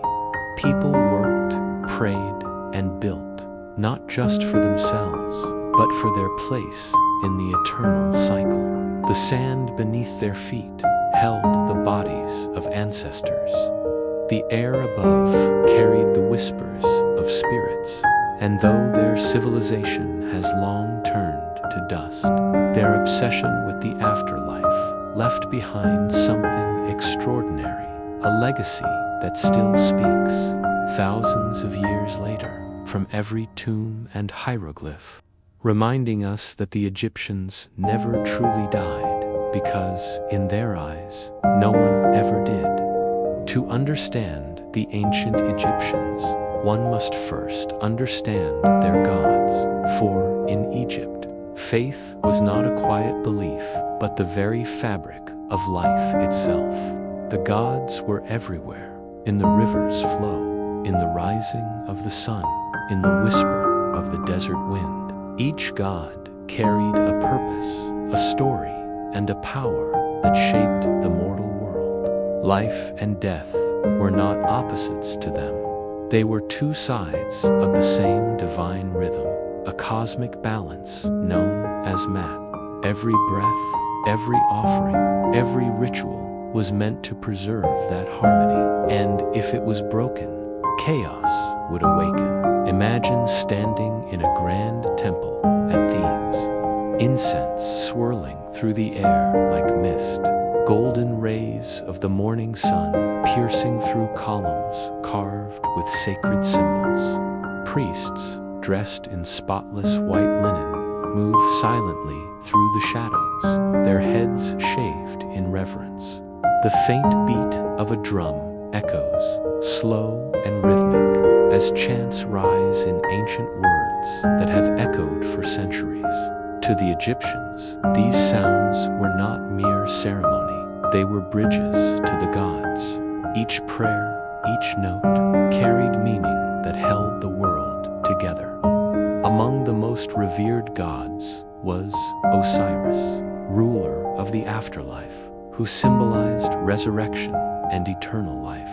Once a king of earth, Osiris was betrayed and murdered, Set. His body was scattered across Egypt, but his devoted wife, Isis, gathered the pieces and brought him back to life with magic and love. This myth wasn't just a story, it was the foundation of Egyptian faith. Through Osiris's resurrection, the Egyptians saw hope that death could be conquered, that even the end was not truly an end. The fields of the Nile mirrored this cycle, dying in the dry season and being reborn with each flood.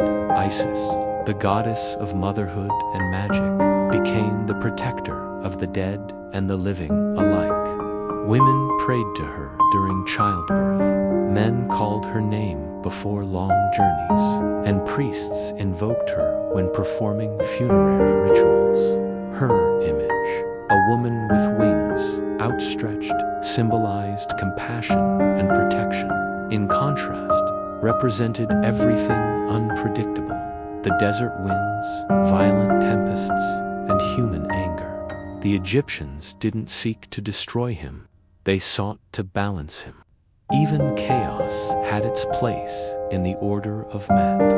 Then there was Anubis, the jackal-headed god who guarded the tombs.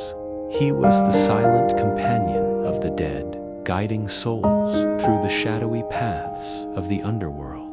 Artists painted him black, the color of fertile soil, to symbolize rebirth and the promise of life beyond death. He weighed the hearts of the dead against the feather of truth. To stand before him was to face the ultimate test of purity. The heart had to be light, free of lies, cruelty, and greed, or the soul would be devoured forever by the terrifying creature, Ammit, the eater of hearts. The Egyptians' connection with their gods was personal and constant. Even the humblest farmer whispered prayers as he sowed his seeds, asking the gods for good harvests. Small shrines stood in every home, filled with little figurines and offerings of bread, beer, and flowers. Magic, or Heka, as they called it, was seen not as superstition, but as a divine force given by the gods themselves. It flowed through words, symbols, and rituals. A spoken incantation, a carved amulet, or a carefully written hieroglyph could protect against disease, snake bites, or even death itself. To the Egyptians, magic and faith were one and the same, both expressions of the divine order in the world of the dead. This divine order continued.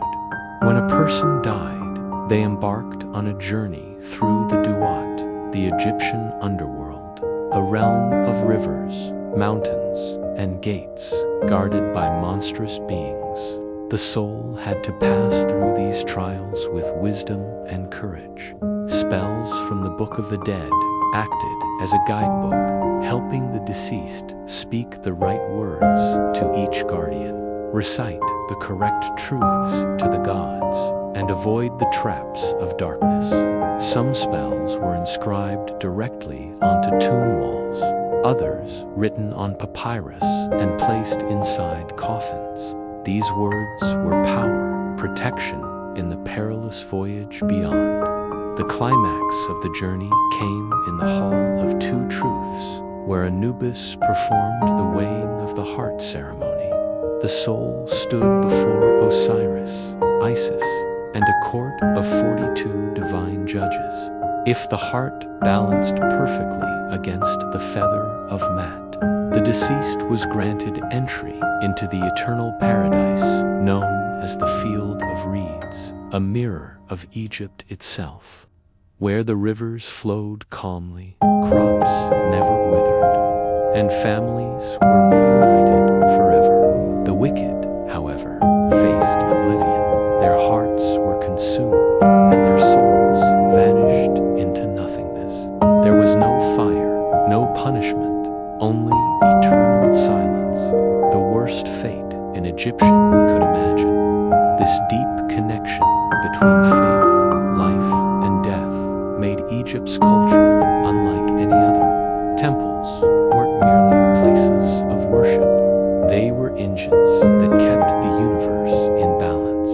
The pharaoh, seen as the living embodiment of Horus, the falcon god of the sky, was responsible for maintaining Mat. His failure to honor the gods could bring famine, disease, or chaos upon the land. Every festival, every sacrifice, every offering was part of a sacred duty to keep creation alive. At night, when the sun god Ra traveled through the underworld in his golden boat, he battled the serpent Apophis, the embodiment of darkness and chaos. Each dawn, when the sun rose again, it meant Ra had triumphed. Light had once more defeated darkness. This daily cycle wasn't just a natural phenomenon. It was a divine drama, repeated eternally. To the Egyptians, each sunrise was proof that life and faith had conquered death again. And so, faith was not a choice in ancient Egypt. It was existence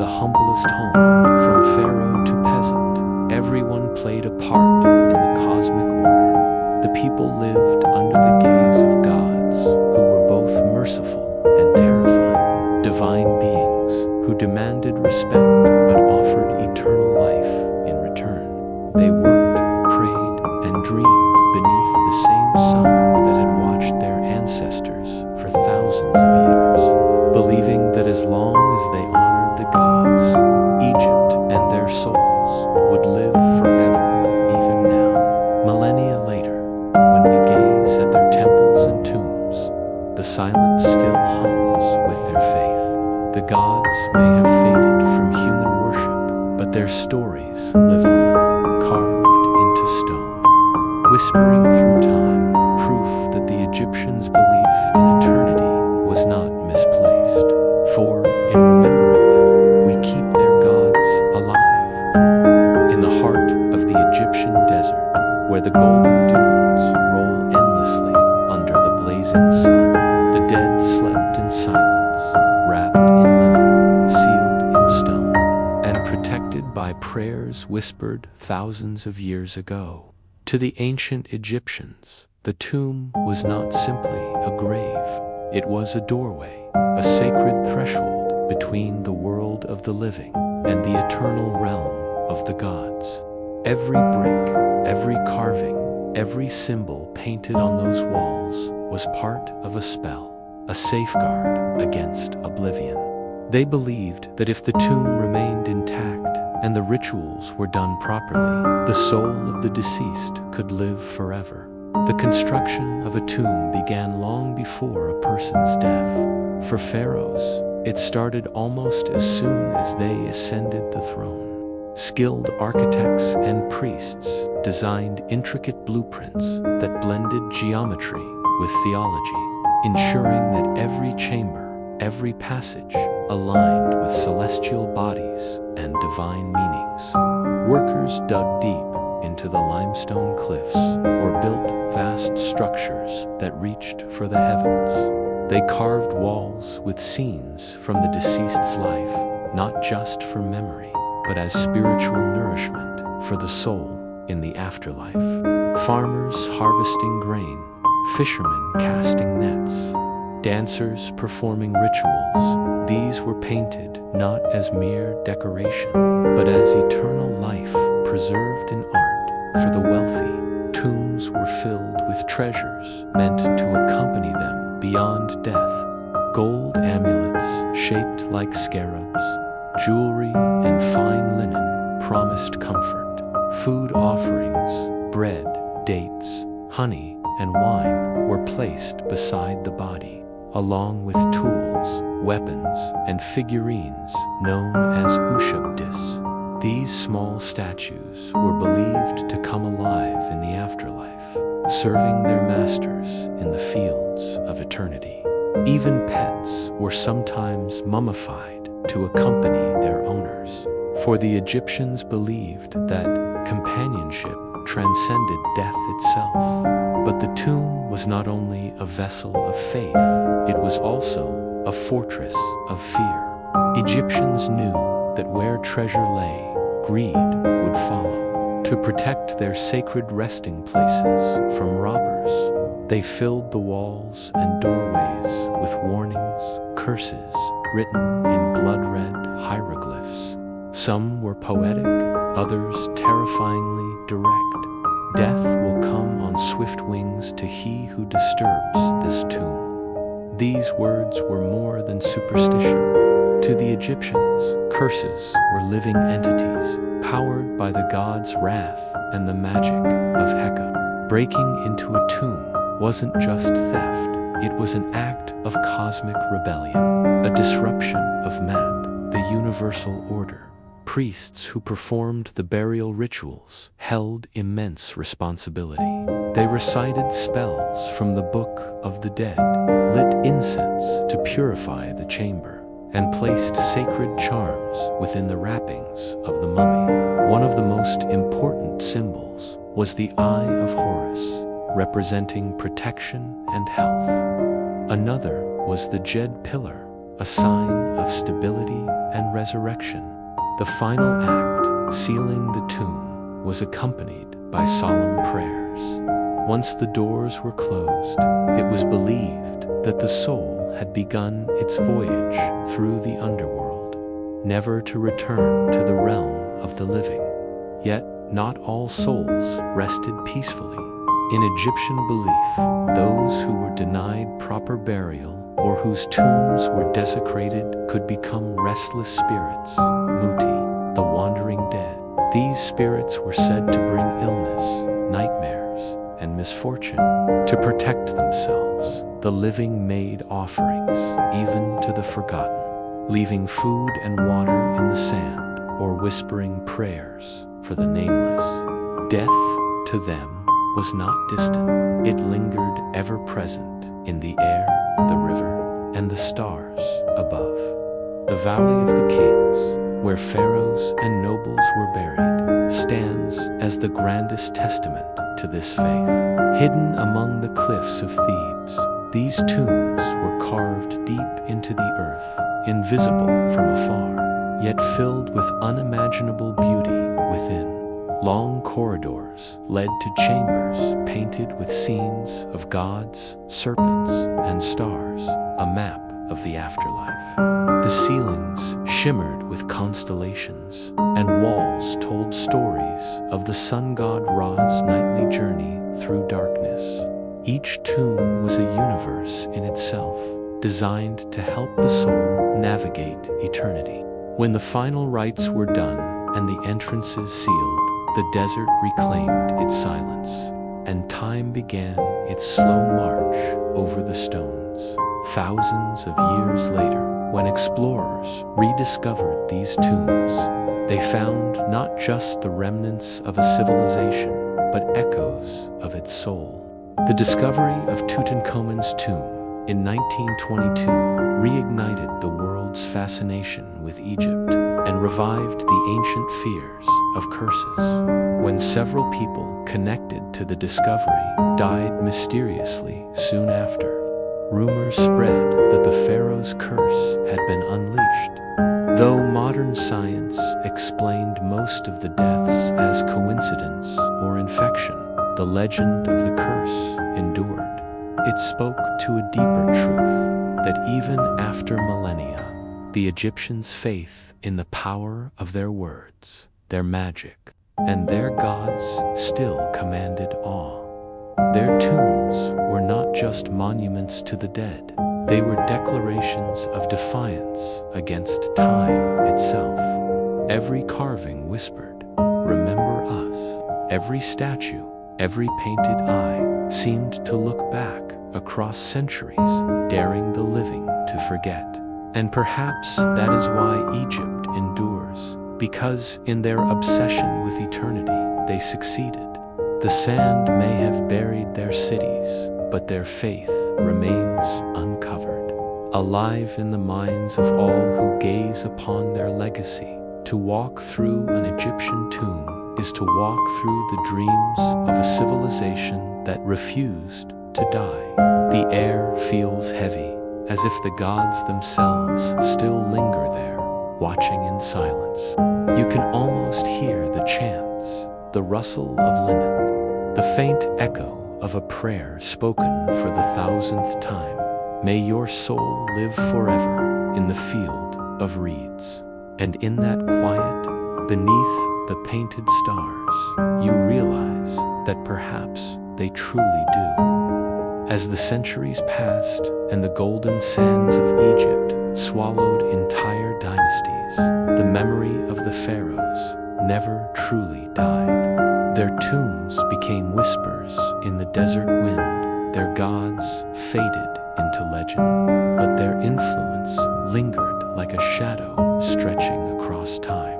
Even now, thousands of years later, humanity remains obsessed with the same mysteries that fascinated the ancient Egyptians' life, death, and what might come after. Their beliefs, rituals, and architecture were not simply relics of a long-gone civilization. They were blueprints for how we still think about mortality, legacy, and the sacred art of remembering.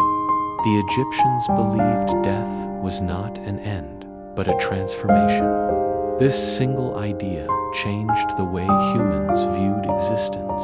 Before them, death was final, a void, a silence without return. But the Egyptians turned it into a journey, a continuation of the soul's story. Their concept of the Kaaba and Ak, the three parts of the soul, introduced the idea that life extended beyond the physical body. The Kua was one's life force, the Ba, the personality that traveled freely, and the Ak, the transfigured, eternal spirit that joined the gods. This belief in the multi-layered soul inspired countless later traditions, from Greek ideas of the afterlife to Roman funeral rites, to modern spiritualism that still clings to the notion of an immortal essence. The Egyptians also taught humanity the importance of remembrance. They believed that to be forgotten was the true death, one worse than physical decay. The name carved into stone, the statue standing tall, the painted eyes gazing eternally, all were acts of defiance against time. Today, our gravestones, memorials, and even digital footprints are echoes of that same desire to leave behind proof that we lived, that we mattered, that someone, somewhere, will remember our name. Modern architecture, too, bears their touch. Every towering monument and marble mausoleum owes something to the grandeur of Egyptian design. From the obelisks that stand in Paris, London, and Washington, D.C., to the pyramid-inspired memorials scattered across the world, the Egyptian vision of eternity in stone endures. Even in pop culture, their influence is everywhere, in films, novels, and the silent awe that grips tourists when they first lay eyes on the pyramids of Giza. But beyond the grandeur and gold, what truly captivates the modern mind is the intimacy of their rituals, the care with which they wrapped the dead, the prayers they whispered, the belief that love and duty extended beyond death. These things feel profoundly human.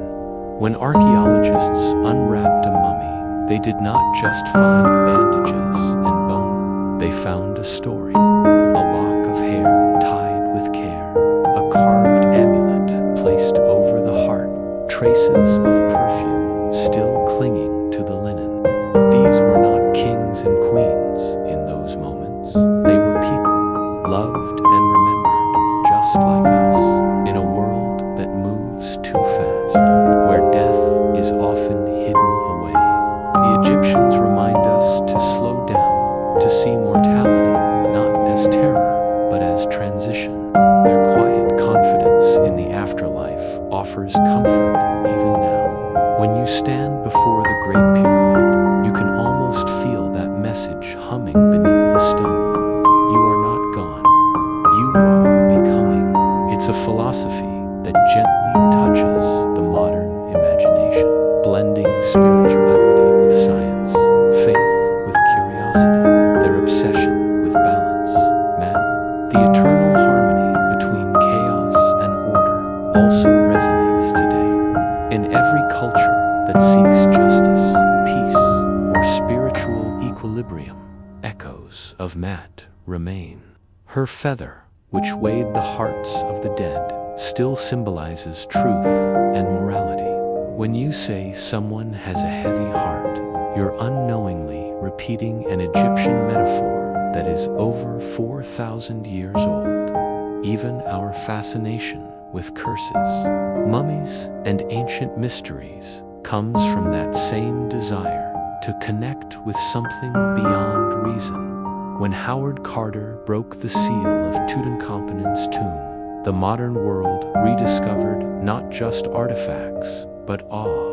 The story of the curse of the pharaohs spread across newspapers, not because people truly believed in magic, but because they wanted to. Deep down, we still crave mystery. The Egyptians knew that curiosity was the bridge between the mortal and the divine. By hiding their secrets in stone and silence, they ensured that every generation after them would keep searching. And in a way, that search never ends. Scientists today use scanners and digital reconstruction to peer inside mummies without unwrapping them. Historians decipher fragments of papyrus to understand forgotten spells. Artists paint, filmmakers dream, and writers imagine, all inspired by those who lived and died along the Nile. Even our sleep stories, like this one, find peace in their memory. The Egyptians, masters of eternity, have succeeded. They made death beautiful, not frightening, and in doing so, they taught humanity how to live. As night falls over the desert, the dunes whisper with ancient voices. The air cools, and the stars shimmer above the Nile, just as they did thousands of years ago. Somewhere in the heart of the sands, a tomb lies sealed, its walls painted with prayers, its treasures untouched.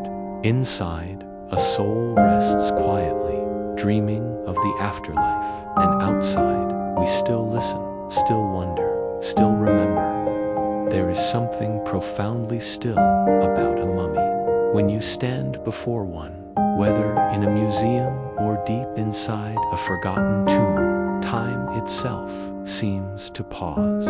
The silence feels sacred, almost as if the air remembers the last breath that once filled those preserved lungs.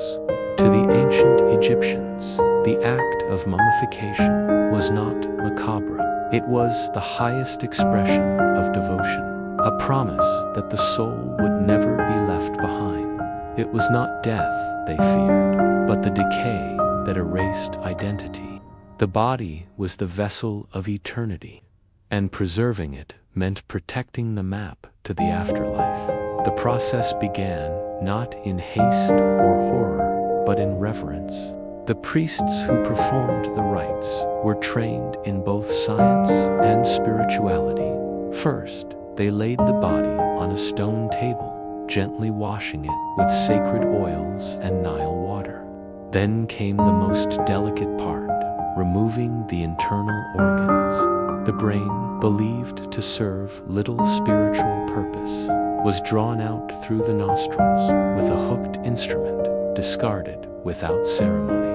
The heart, however, was left untouched. The Egyptians believed it to be the seat of the soul, the core of memory, emotion, and morality. During the final judgment in the afterlife, it would be weighed against the feather of man, and only a heart as light as truth could pass into paradise.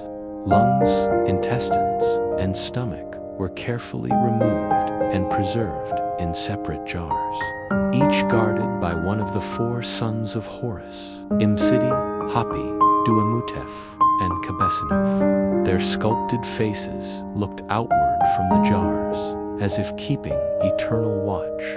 The priests then filled the body cavity with linen, resin, and spices, myrrh, cinnamon, frankincense, creating a perfume that masked decay and symbolized purification. The skin was rubbed with oils and resins, glistening under the lamplight, transforming the flesh into something both human and divine. Over 40 days, the body was dried in a bed of natron salt, the same mineral drawn from Egypt's deserts and sacred lakes. As the days passed, the flesh hardened, the features shrank, and what remained was no longer simply a corpse. It was a vessel of immortality. When the drying was complete, the wrapping began. Layer upon layer of linen was wound around the body, sometimes hundreds of meters in total. Each layer carried its own ritual, each bandage anointed and blessed.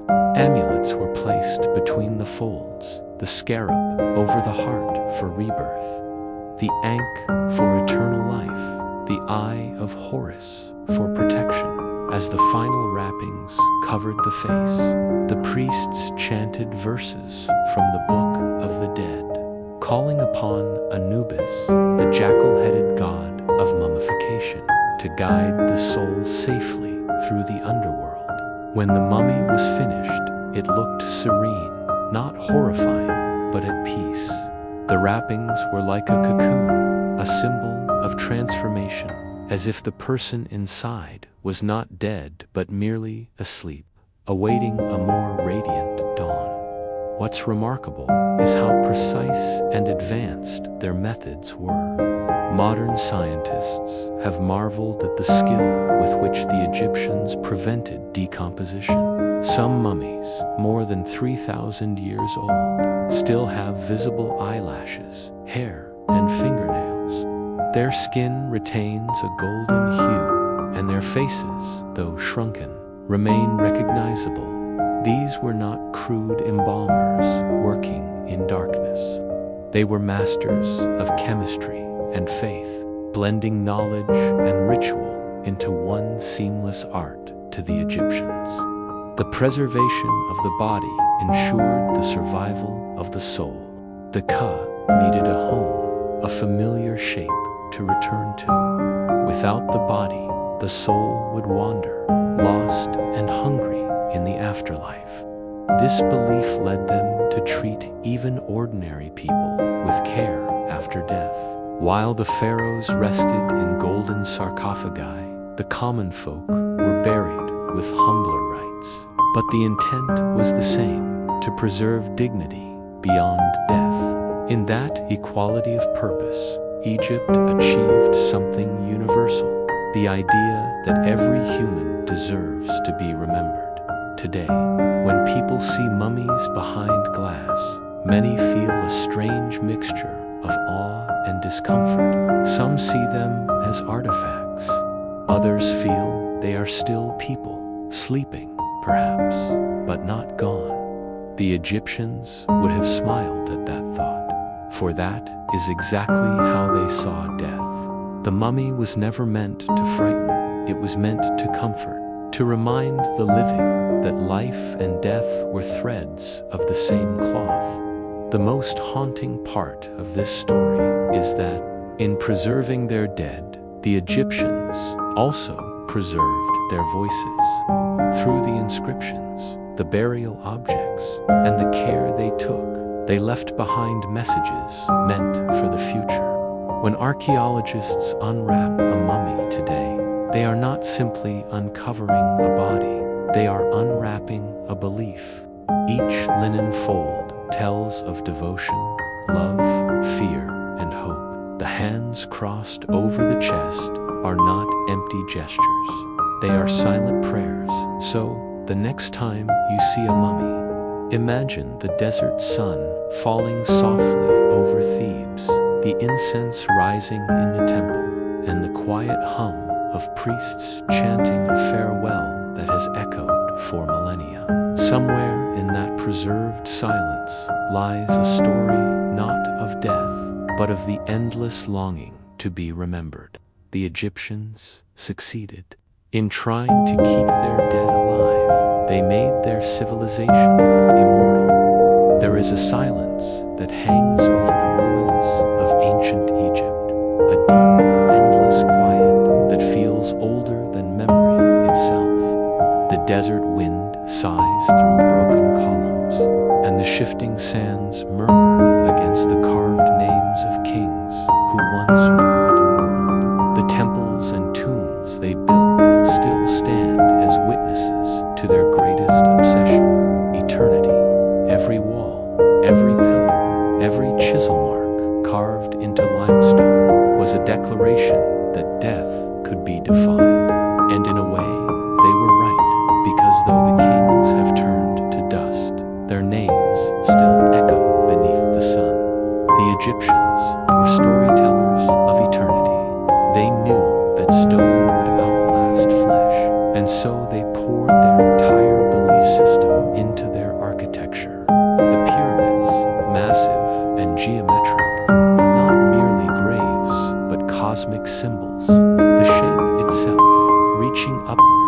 represented the sun's rays, a ladder to the heavens. Each block was placed with devotion, and every alignment to the stars was deliberate. The Great Pyramid of Giza, for instance, is aligned with such precision that modern engineers still marvel at its perfection. It was built not only to house a king's body, but to mirror the order of the universe itself, the concept of mat made visible in stone. When the sun set over the Nile, its rays would strike the limestone walls, igniting them in a golden glow. To the Egyptians, this was no accident.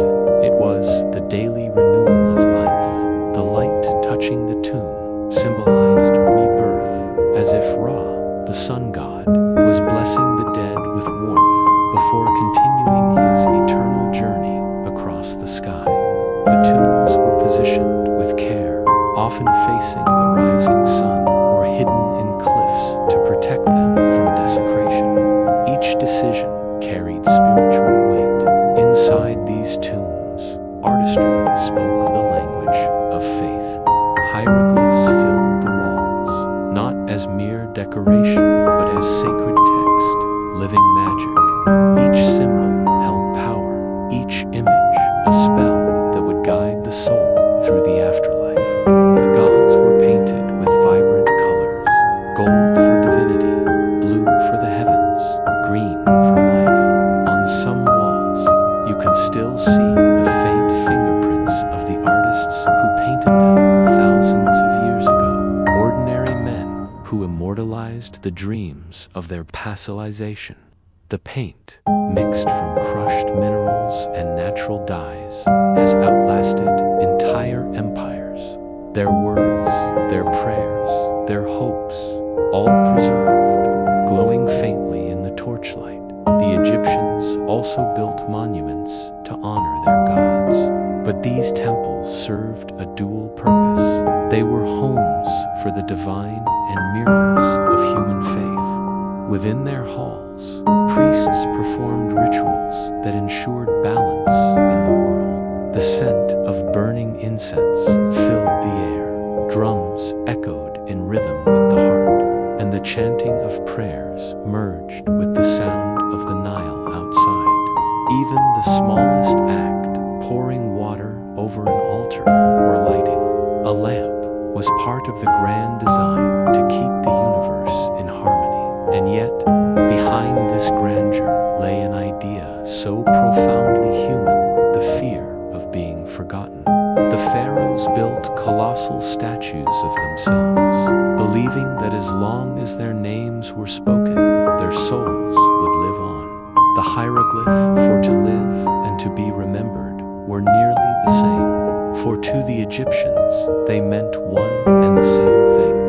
When time eroded those faces, when invaders defaced those names, it was not simply vandalism, it was spiritual death. The ancient curse, "May your name be erased from memory," was the worst fate imaginable. Ironically, it is that same yearning for remembrance that ensures the Egyptians can never be forgotten. Every traveler who gazes at the pyramids, every student who studies hieroglyphs, every storyteller who whispers of Ra, Osiris, and Anubis, all keep them alive. The people who once feared oblivion achieved the very immortality they sought. Their civilization may have fallen, their gods may have faded, but their presence endures in every corner of human imagination, even today. The modern world borrows their symbols of eternity.